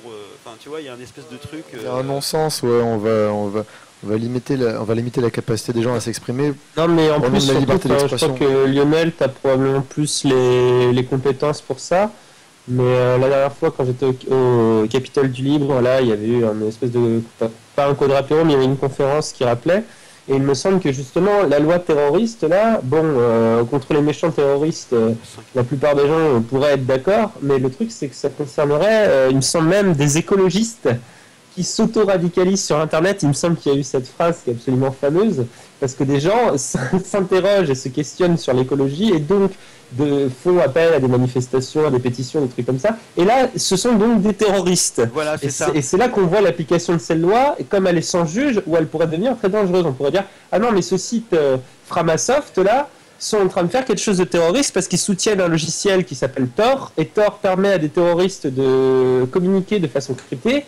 Donc, comme Framasoft soutient Tor, Framasoft est un site terroriste et il pourrait se retrouver d'homme, alors qu'avec un juge, ça n'arriverait jamais. Et c'est ça, je crois, le gros problème de cette loi. Enfin, je pense que Lionel, tu peux nous expliquer dans cette loi, ils ont déjà une définition du terrorisme qui est bien sûr extrêmement floue. Ils ont créé un nouveau délit qui s'appelle l'entreprise terroriste individuelle, où en fait vous avez plus... C'est pas une forme juridique de société. Non, c'est pas une forme d'entreprise. Hein. Et la grosse différence, c'est qu'en fait, on n'a plus besoin de faire un acte terroriste pour être un terroriste.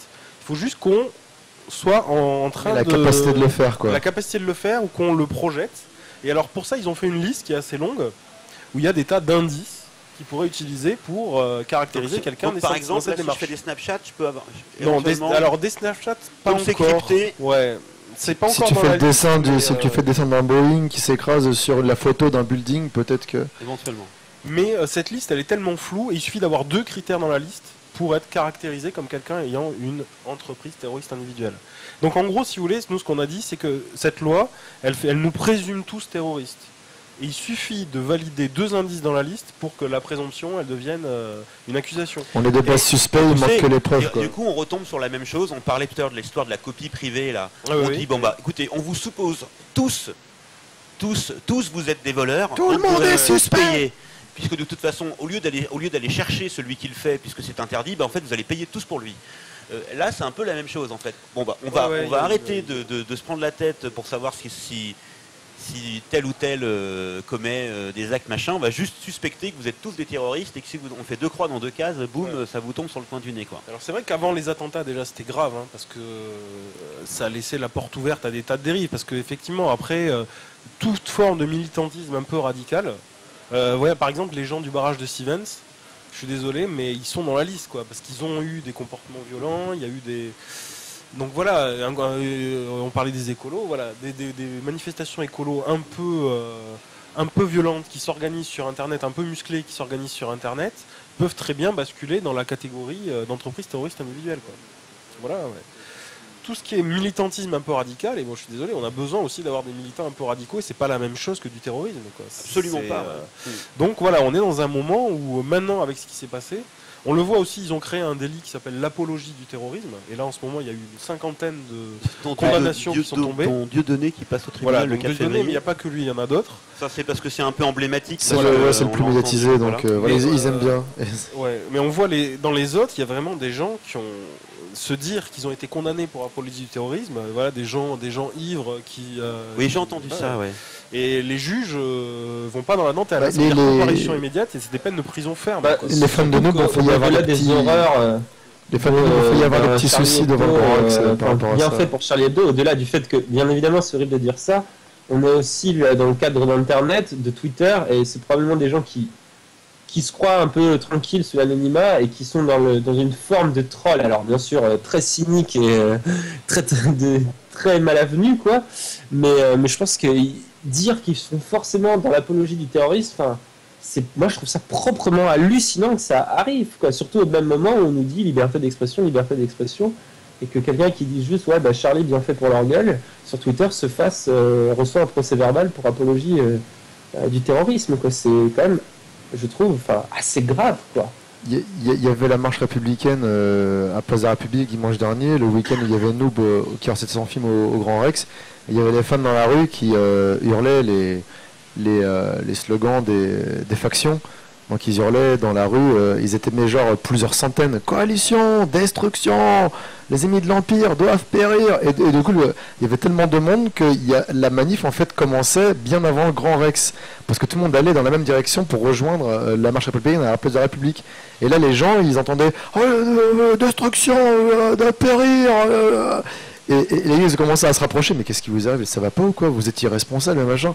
Il a fallu que les acteurs du film sortent pour dire non mais attendez, regardez bien, ils ont 16 ans, ils sont en costume de GN, enfin vous voyez bien qu'ils viennent voir un film, enfin prenez un peu de recul, quoi. C'est tout frais, on est d'accord, c'est chose qui s'est passé, mais ils sont devant le Grand Rex, ils font la queue pour un film, ils sont habillés en chevalier, en armure, enfin voilà, comprenez bien ce qui se passe, faites pas comme si vous compreniez pas, quoi. Donc voilà.